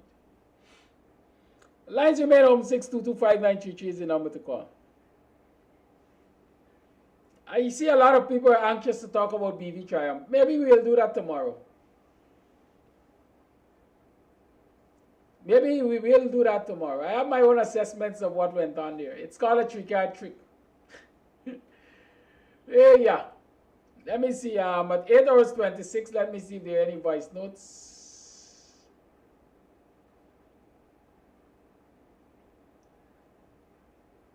Okay, so there are no voice notes. The line, well, coffee a double dipping by. You just finished talking. Why are you sending a voice note now? Kaneki, what are you saying, my brother? Going to the court, that's a constitutional issue for which the PNC, the APNU, AFC, and the PPP, the PNC, the APNU, AFC were just shortchanged out of 2 NDCs. And you call over the line, please. Trying to tell me there needs to be a face to go to the court? Who is the face of the APNU AFC? Who is fighting to be the face of the APNU AFC? Didn't Parliament give AFC a budget? So how does this become an issue of money and a face? Then the party, the APNU, said is representing these constituencies. Isn't that a face? Didn't they receive a budget? Isn't that the money? Aren't they the ones being shortchanged because they are pushing themselves as the representatives of the Constitution and the constituency? So I don't understand how you're saying there needs to be a face and it needs to be monies. All right? If this becomes a private issue, but this is not NDC is not a private issue. RDCs are not a private issue. This is an issue rests in the jurisdiction of political parties who say they represent the people. This is why I raised the issue. Either parties are representing the people or they are suspect. Call it live, good morning. Morning, Kadaki, morning. You know, it's like the hurtful part.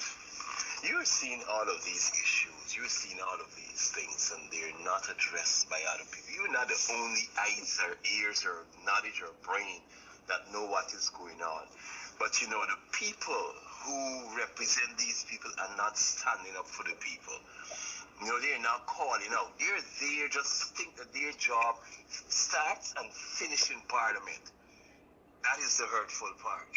The second thing is that, you know, prices, only last night I was talking to a friend, and prices in Guyana will go up and stay up. Even though government subsidize it, the consumer, they will still feel the heat. They will still feel the heat. It's a sad, it's hurtful. You know, cringe this morning listening to you talk. It's like, why can't people see? You're giving them solutions. You're telling them everything. You're feeding them, but our people are so docile. You know, it's sorry to say it, but you know, that's a fact. That's the fact. You know, that's the fact. But let's see what's gonna happen. As I always say, burn it down, shut it down, to turn it around. Let's see who can do it. Yeah. All right. Thank you, caller. Well, I am certainly happy I played Coffee's voice note despite the fact he was double dipping. Right? Listen. In the hierarchy of what they call the local democratic organs, I think they call them LCDOs. What's the C for? I can't remember. Right? But the local democratic organs. If I remember the hierarchy, you're supposed to have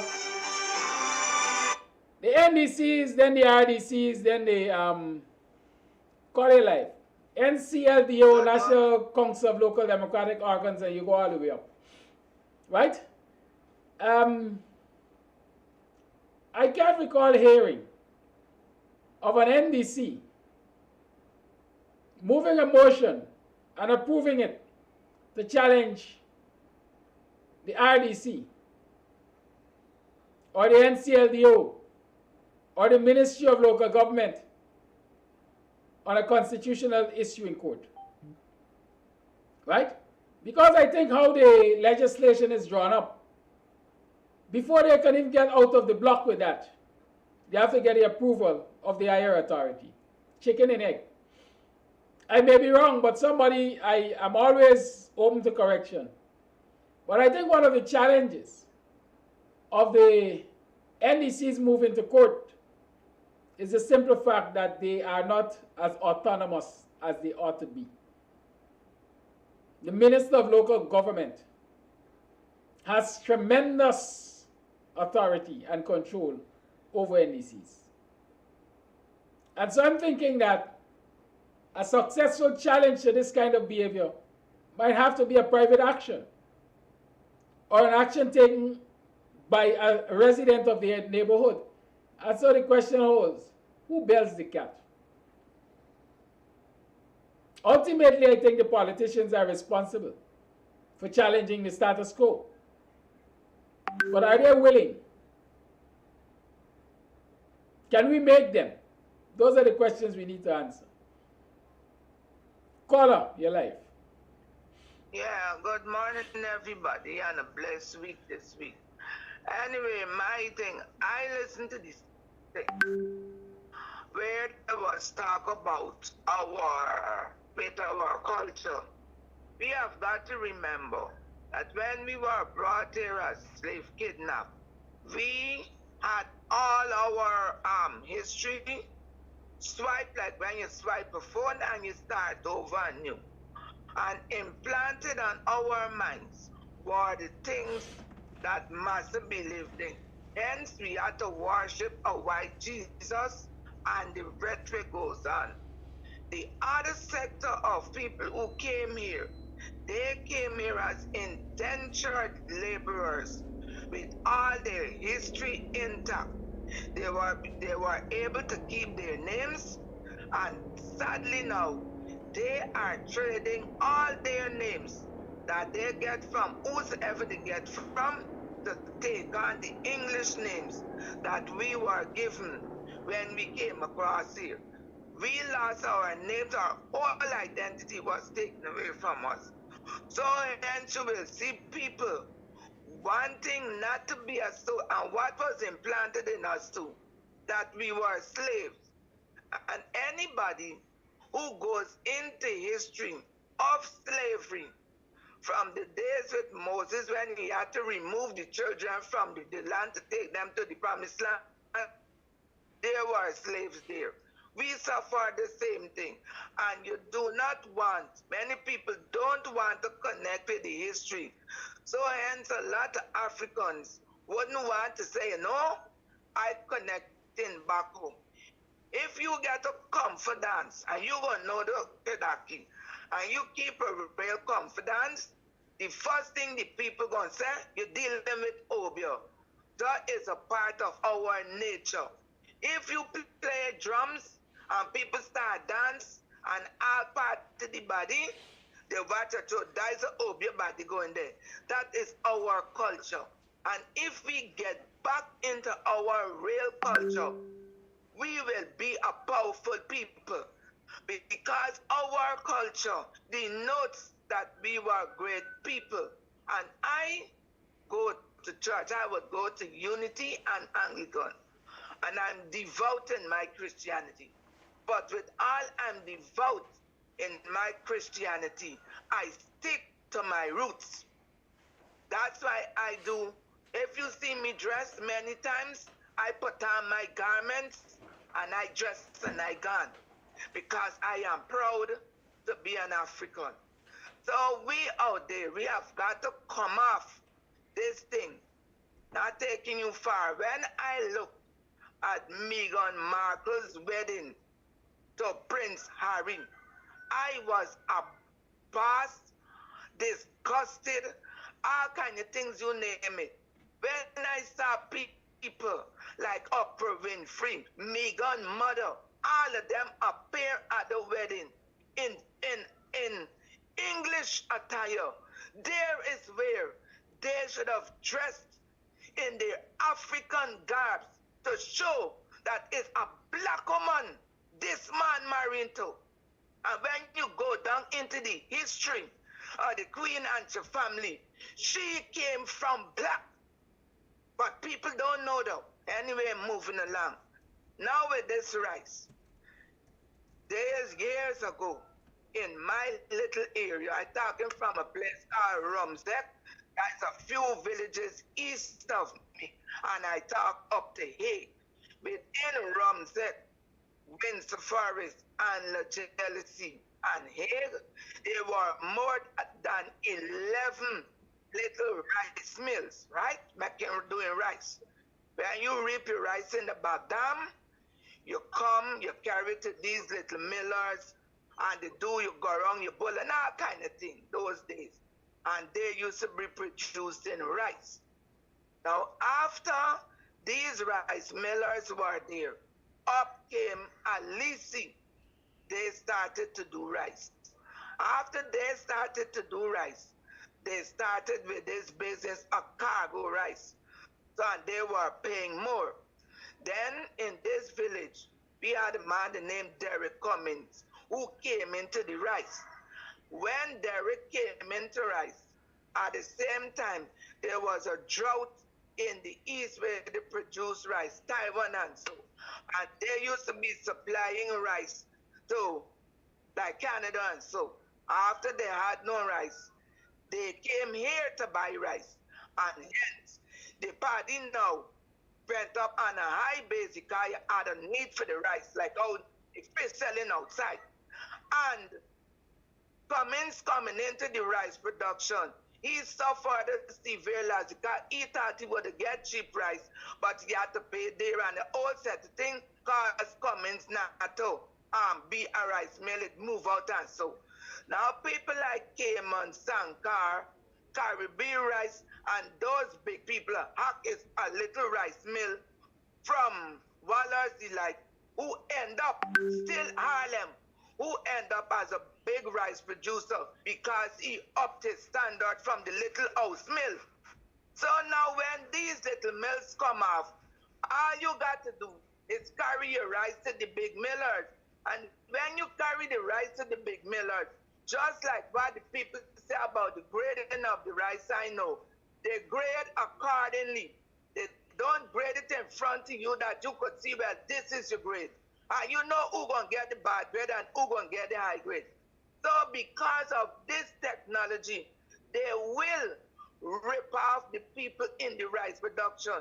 And if me getting a constant low grade, I will not be able to meet up with the finances to plant rice. So hence you're going here, oh, them black man, them no want for do nothing, them no got. But it's according to the grade. Because I gonna grade me good and I gonna grade you bad. And when it comes to all other factions, the install regime is looking into certain areas to see that they get increases. Why the install regime don't look at the public sector workers who are far below the belt to give them proper wages to meet the economical needs of the people now with all the increase in prices. You hear the hollering, the war in Ukraine. Before the war in Ukraine, Guyana prices is up, but the public sectors workers, their prices ain't gone up. Now they are going to be faced with increased thing because the drivers go into the oil places, and if they buy oil at an increased price, people gonna got to pay to go to work, because the only company in Guyana who provides transportation for the workers is Gaisuku.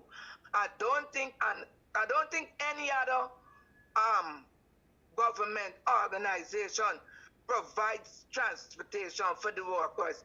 Little organizations like Kisun and them provide transportation up to a certain extent for the workers.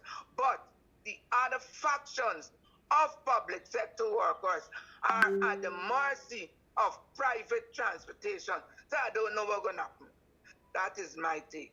And I am busy preparing things to my show. I wrote a whole play just now listening to your introduction. And I will talk to you on the money business. We got to talk about, Rhonda, we got to talk about copyright. My show. All right, bye-bye. Rhonda, no. You got to talk about you got to give me my talent fee. You wrote a whole show based on my introduction. No, not. I was writing a play, not on your introduction. I will go there, Rhonda. Okay, bye-bye. You know, when Rhonda mentioned these rice mills that went into our area and established, and perhaps caused the downfall of Cummins Rice Mill or whatever its name. Have you ever heard of predatory pricing? I know a lot of you would have known of predatory pricing. There's no question about that. But there was an issue with Digicel when Digicel was coming into the telecommunication market here, and they were hitting GT&T prices left, right, and center. I think GT&T went to court to challenge Digicel's pricing policy, and they said it was predatory. Now, a lot of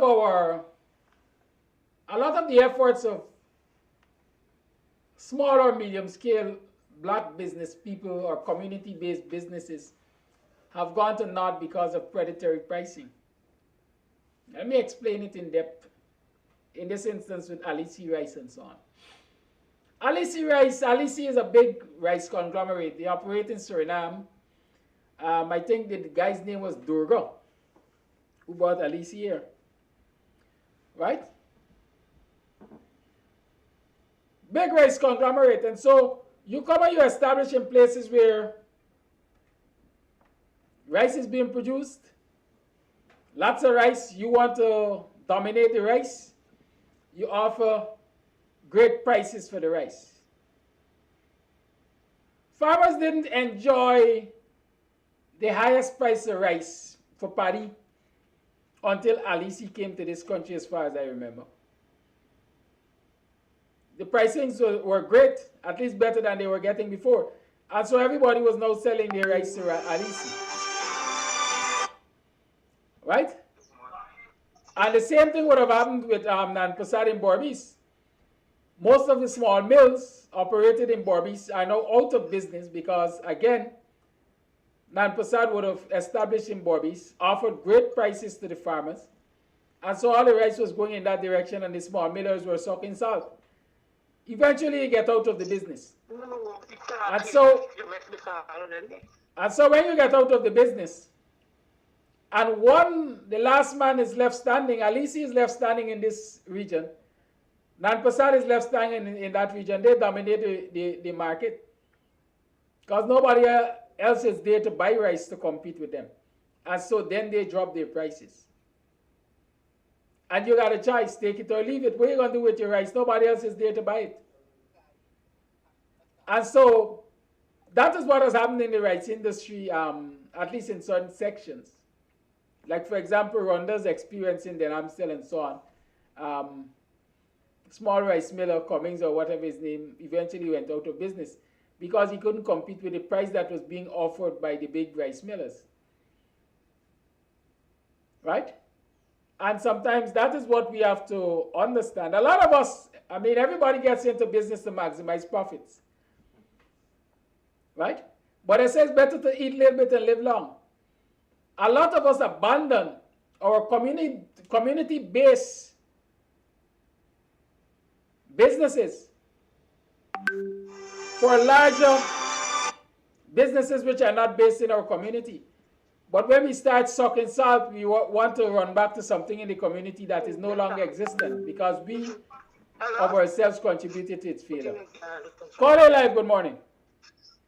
Hello. Good morning. Good morning. Happy Power. I'm telling you,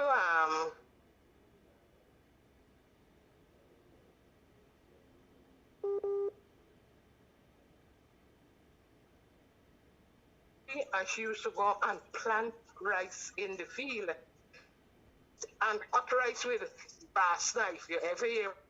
Yes, I know of it.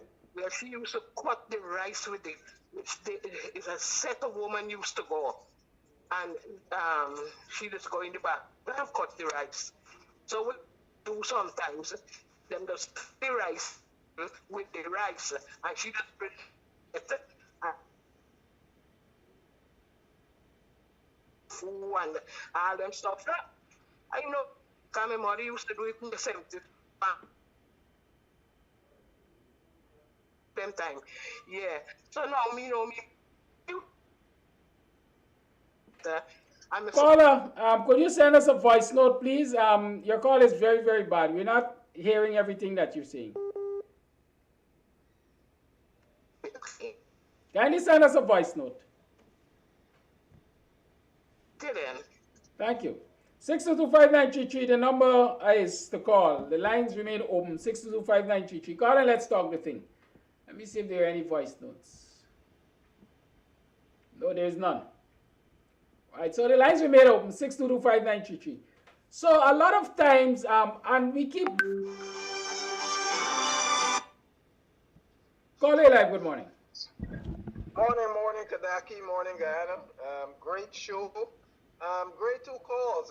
Coffee and the other gentleman raised some great points. And I would like to add, in reference to the $4 million that were grant that was given to the with 17 NDCs and not the two. Now, with you explaining how that works with a chain of command, now, wouldn't that information, although it should have been told to the party, the PNC, APNU, and then they're the ones that will take it up if they would have to go through the hierarchy in those community there. So then, if the parties were not told what was happening, then I guess, you know, they can't do nothing about it. So it's up back now to the local representative of the two councils that are PNC and AFC for them to, you know, at least bring it to light if they're not able to go to court because it need approval from the higher up in that structure. So again, we simply are just being beaten up all the time. And it just seems like, where is the sense in the local representative to actually bring that up? And I guess it should be investigated why we're only hearing it from you. And this is not something that, you know, I mean, is out there. And it's just rotten to the core with this discrimination that the Indians are doing day in and day out. And Afro-Guyanese continue to just shut the hell up. And I'm so pissed off that we hearing this stuff day in, day out. If it's not that, it's something else. And they just sit down taking it. Man, it is just ridiculous of how we behave. And if we don't watch ourselves, which I think we are simply a second-class citizen in your own friggin' country, and that's my thing. Thank you, caller. Like we say, a lot of us put our salvation in the hands of the politicians. But there are many among us who will just do as much as is necessary for it to seem as though they're doing something. Always keep that in mind. Some people will do as much as they can do or as little as they can do to make it seem as though they're doing something and bide their time. That is what we have among a lot of politicians. I see people asking about Basil Williams and some of the other legal minds or legal luminaries in the APNU, PNC in particular. Why aren't they taking actions in court and so on? These guys are all caught up in their egos, fighting each other for the closest seat to the table so perhaps they can lay their hands on the bigger part of the steak. They ain't got no time with you. They ain't got no time with looking after the issues that are affecting the smaller man. That's how I see it. Some of them, their nest is so well feathered and their pillows their bread well buttered that really and truly, they are not about fighting your cause. Call A Live, good morning. Good morning, Kadaki. Good show. I totally agree with what Rhonda said and that young man who just called because I didn't hear the whole thing. Kadaki, I am telling you, it is ridiculous. I was on a flight yesterday coming out of Guyana and I was standing online waiting. The lady directed me to get online and I got on the line and I'm standing there. Then all of a sudden, a group of people just emerged in front of me. So she walked over because she saw my demeanor actually change. The lady, I guess, who was in charge. So she came over and she said, I see you're stressed and I'm trying to address it. I said, what are you trying to address? You know what you guys are doing. It is totally, totally wrong. Your PR is very weak. Because if I'm standing online waiting to be serviced, how come all of a sudden a family of 10 emerge in front of me? You're supposed to come up to me and say something. No one said anything. There's a young lady just came out and she raised up her 2 hands and she said, where is the wheelchair lady? So the guy pursued, bring them over, and this is one woman in a wheelchair with a family of 10 of them. So I had to wait on them now. So she went up to someone else and give, how Guyanese is, they use their hands to give direction, and she told him to see me next. I was furious. I was lit. Kadaki, things cannot change in Guyana. Things cannot change. I don't care. From black to India, they all are corrupt. They are so corrupted. If I was that black young lady who was serving, I would have told her no. I would have get fired today. I would have got to lose my job because if you want to go forward, you must do the right thing. And they are corrupt there. I was so livid. When I got to JFK, I made a report about it because that is unacceptable. All of us pay our money to come on that flight. Some of us got our ticket dirt cheap, and some of us pay over 500 and change for our ticket. So you cannot discriminate people. But Guyana cannot change unless maybe they want the white people who run in JetBlue to come in to Guyana to show them how things must run. But these people, they don't need to learn because they know how things run. When you enter JFK, all of us has to get online, take up our passport, give it to the person who is serving us, and we go through the line internationally.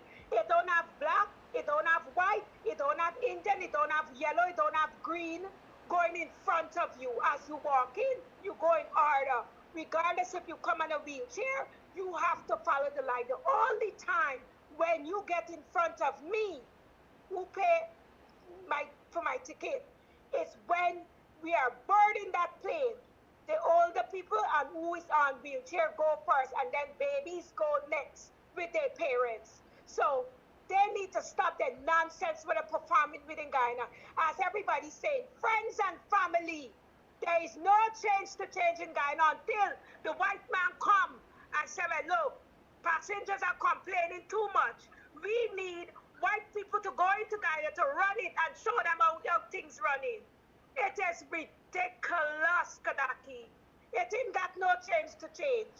Somebody have to come, a younger generation, a younger person need to run and take over that country. Not APNU, not AFC, not PPP. A younger generation. We need younger people to come and take over that damn country and run it and show them how a country's supposed to run. Because it ain't got no change to change. There is no change to change. I stood up there and I watched them. All I did, I shake my head, but I could not keep quiet. I had to open my mouth and I had to tell her. I said, no, don't bring that to me. You're going to put 10 family, and if it's sure they're walking up themselves. As when I was coming off the plane, the Indian lady said to me, you are right to open your mouth. I said, you guys need to open your mouth too and talk when they discriminate to you like that. Because it's just friends and foldies, friends and the cronies they're putting up front. You have a blessed day, Kadaki. Thank you, caller. It's now 4 minutes to the 9 o'clock hour. The lines are open for another call or two. And there's a voice note. Let's play it. Good morning, Kadaki.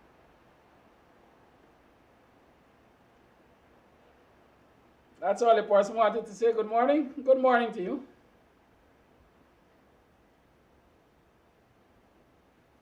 Make up your mind quickly. The program is about to end. 6225933 is the number to call. Lines remain open. We tune to the BUXTONIAN morning time. Call it live. Good morning. Good morning, Kadaki. Hi, good morning. Good morning to you. Yeah, I just want to talk about this guy with the minibus from the president of the Minibus Association. Now, he came out with a statement saying that, okay, there's no increase in, there shouldn't be no increase in bus fare and these things, right? And, people give their comments and, they're blaming, the minibuses and so on, right? But I think that, the blame should be laid squarely on the feet of the government, right? Because the gas price is very, very high in this country, right? The gas price is high. All the commodities around the gas is going up, right? Even the parts and so forth for the buses and things, the vehicles and things, right? So when these people got to go to the bank to pay the bank every month, what's going to happen if they don't have enough money, right? So instead, he comes out with a statement, okay, let's see how we could get these things solved, get these things done, that the minibus could get a little more, something on the fare. So he just come out with a statement, okay, there shouldn't be no increase in minibus fare. People just looking at the small man. The person that should look at is the government, right? I think they need to look at the government because everything is going up. Everything is going up and nobody is doing nothing about it. That's my contribution. Thank you very much. Thank you. Sometimes I say we have too many black leaders trying to fall over each other to prove to this illegitimate cabal that it can be a better house slave than the other. Right? I know the guy from the minibus union. I'm not saying that he is politically a lackey of the PPP or anything of that nature. I don't know if he gets his money. I don't know if the union, the bosses which are part of his union, if they pay union dues and so on and so forth. But I said on a previous program that prices will continue to rise. And instead of confronting the government in these rising prices and finding a way of easing the burden on the citizens, individuals will become enemies with each other. The housewife gonna cuss out the man who's selling borer because the borer price gone up. Because he has to pay more for fuel to work his water pump, and he has to pay more for the inputs to keep his borer plants healthy and so on. Right? I dare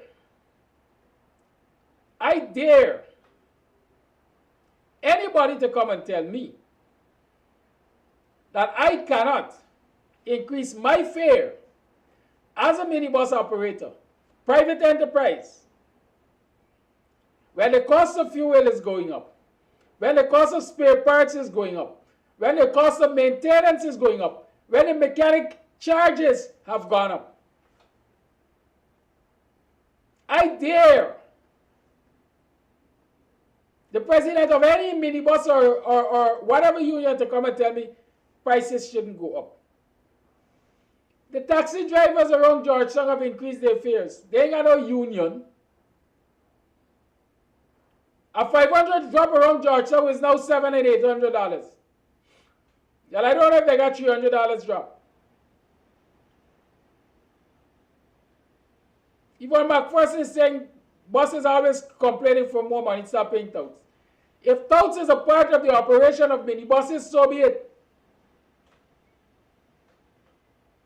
It's an operating cost to the bus operation.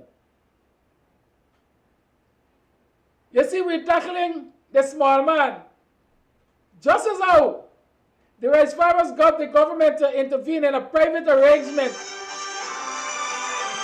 in the rice industry, so too people should call on the government to intervene and reduce the burden of the cost of operation with these increased prices in fuel and so on minibus operators. How about that?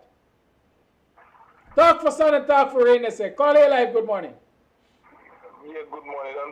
Good morning, Kedat, and those who are listening. On behalf of the minibus, I think the minibus, they are very greedy because when the fare goes up, when the gas price goes up, that gas is not going to single persons. Everybody is traveling at the same amount of gas because in gallon of gas, you can get 10 persons from wherever you're going with that gas. And then also the minibus people, they don't pay duty on the minibus. So with the reference to the gas price, the gas there should be a way of working. Let me say if you're going to increase the price, there's my suggestion. You're going to increase the fare rate for the first 2 days of the week. You run not so much for the fare, and then you carry back the fare because, as I said, the gas going to raise by 20, but then look how much you just make from that $20 because the same gas going to get 10 or 14 or 12% there. So I can't see gas goes up by $10, like $10 a gallon more, but then you charging the same $10 for each passenger. So no, when you paying $10 more increase in gas, you make a profit for so many times the $10 from this $10 that you're paying for gas. There's my take. Thank you for your take, caller.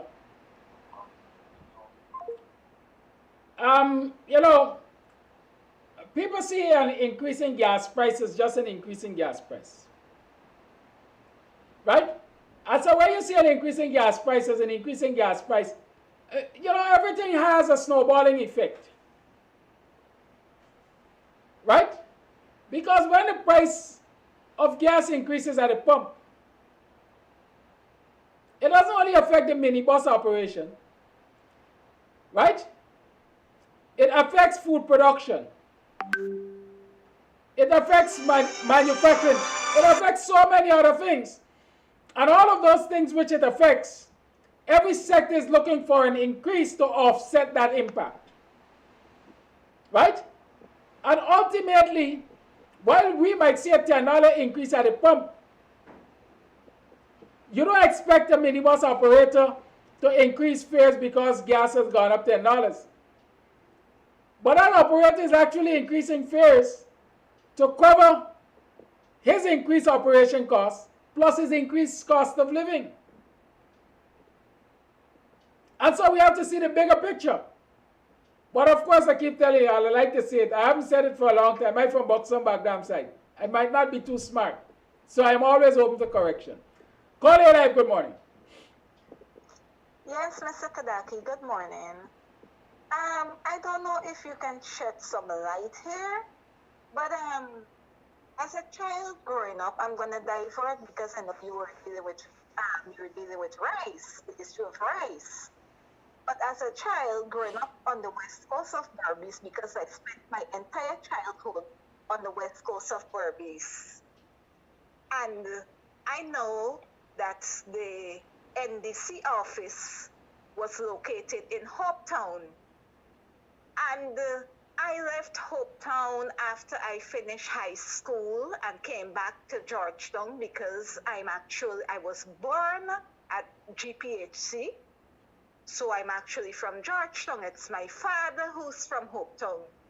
So one time when I went back up there to go pay rates and taxes for the properties that we own there is where I was directed that the NDC office is now in Bushlot. So I would like to know, how can NDC office be changed or under what circumstance from one village into, because Hopetown being predominantly black, and then it's now in Bushlot, which is predominantly Indian. And I left school, I wouldn't say when I left school, but I left Hopetown in 1990. So I don't know if you can shed some light as to how could that be possible. Okay, Carla. So from all that I've heard, you were close to 50. Don't worry yourself. Let's start.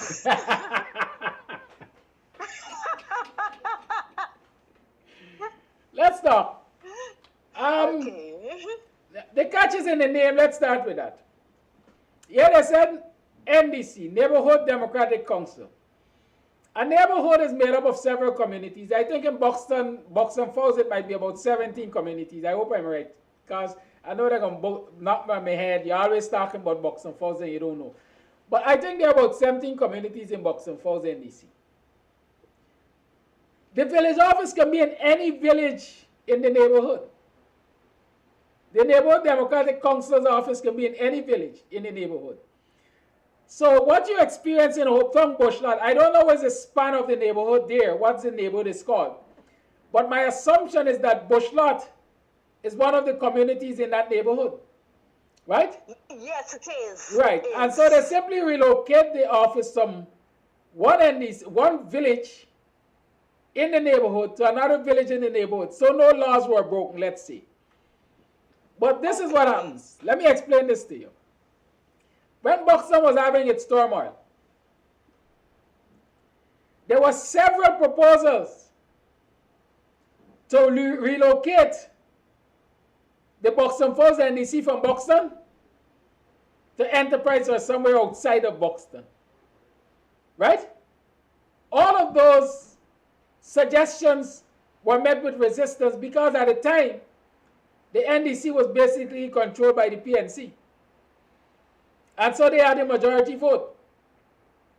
But I dare argue now that the possibility is the PPP could put a vote to the table tomorrow and say, let's move the Buxton Falls NDC office to someplace outside of Buxton.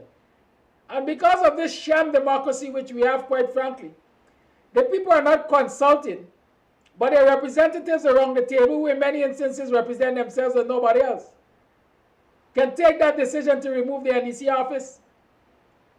And villagers might very well have to suck it up unless they are prepared to take drastic action. I simply believe, I'm assuming, I don't know, that the PPP must have been in control of the Bushlot Hopetown NDC. They move the vote and they move it out of Hopetown to a place where they're comfortable with it. Right? In some instances, there's a necessity to move it because if you want to modernize it and expand it and you don't have the land space where it is, you have to find the next best available suitable location. Right? So maybe that too is a factor, but I don't know what the factors are that resulted in the removal of the office from Hopetown to Bushlot. Somebody can do the research. Okay, thank you. Thank you. Caller Live, good morning.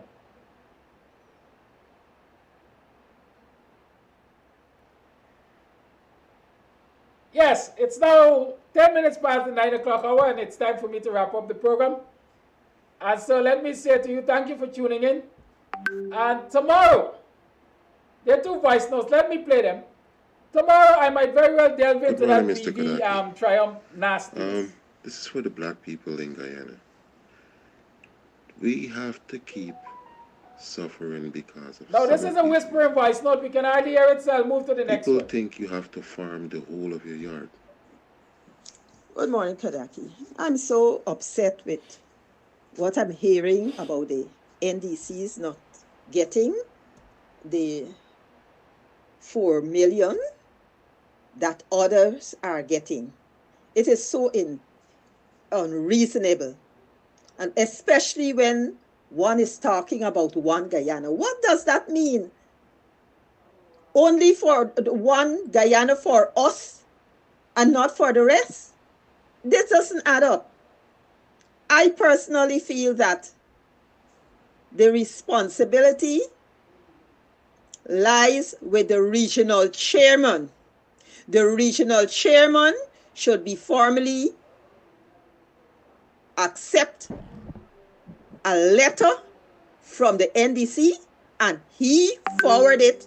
He make representation to the minister, not the NDC. The regional chairman is responsible for that. Let us see where it will take us from here. Let the regional chairman take the responsibility to ensure that the RDC is given their due rights. Thank you. Thank you, voice note, and that's a wrap. ASK Promotion presents Countryside Laughs, Saturday 23rd April at KAMS Place Sideline Dam, Buxton. Showtime 6 p.m. Tickets $1,000. Non-stop laughter. Countryside Laugh. You know, this is the thing I can't take with you. You guys are like, if I win this lottery money, I gonna cast you aside and gonna shopping spree with women or something. Well, you said it, not me. Nowhere in my argument did I mention anything about women. But there's a show where you're thinking. You know, yeah, a woman is there. Good. And since you're here about big money, you get different. Well, we will be fools if we don't get different. And my mama didn't raise a fool. The Lottery, written by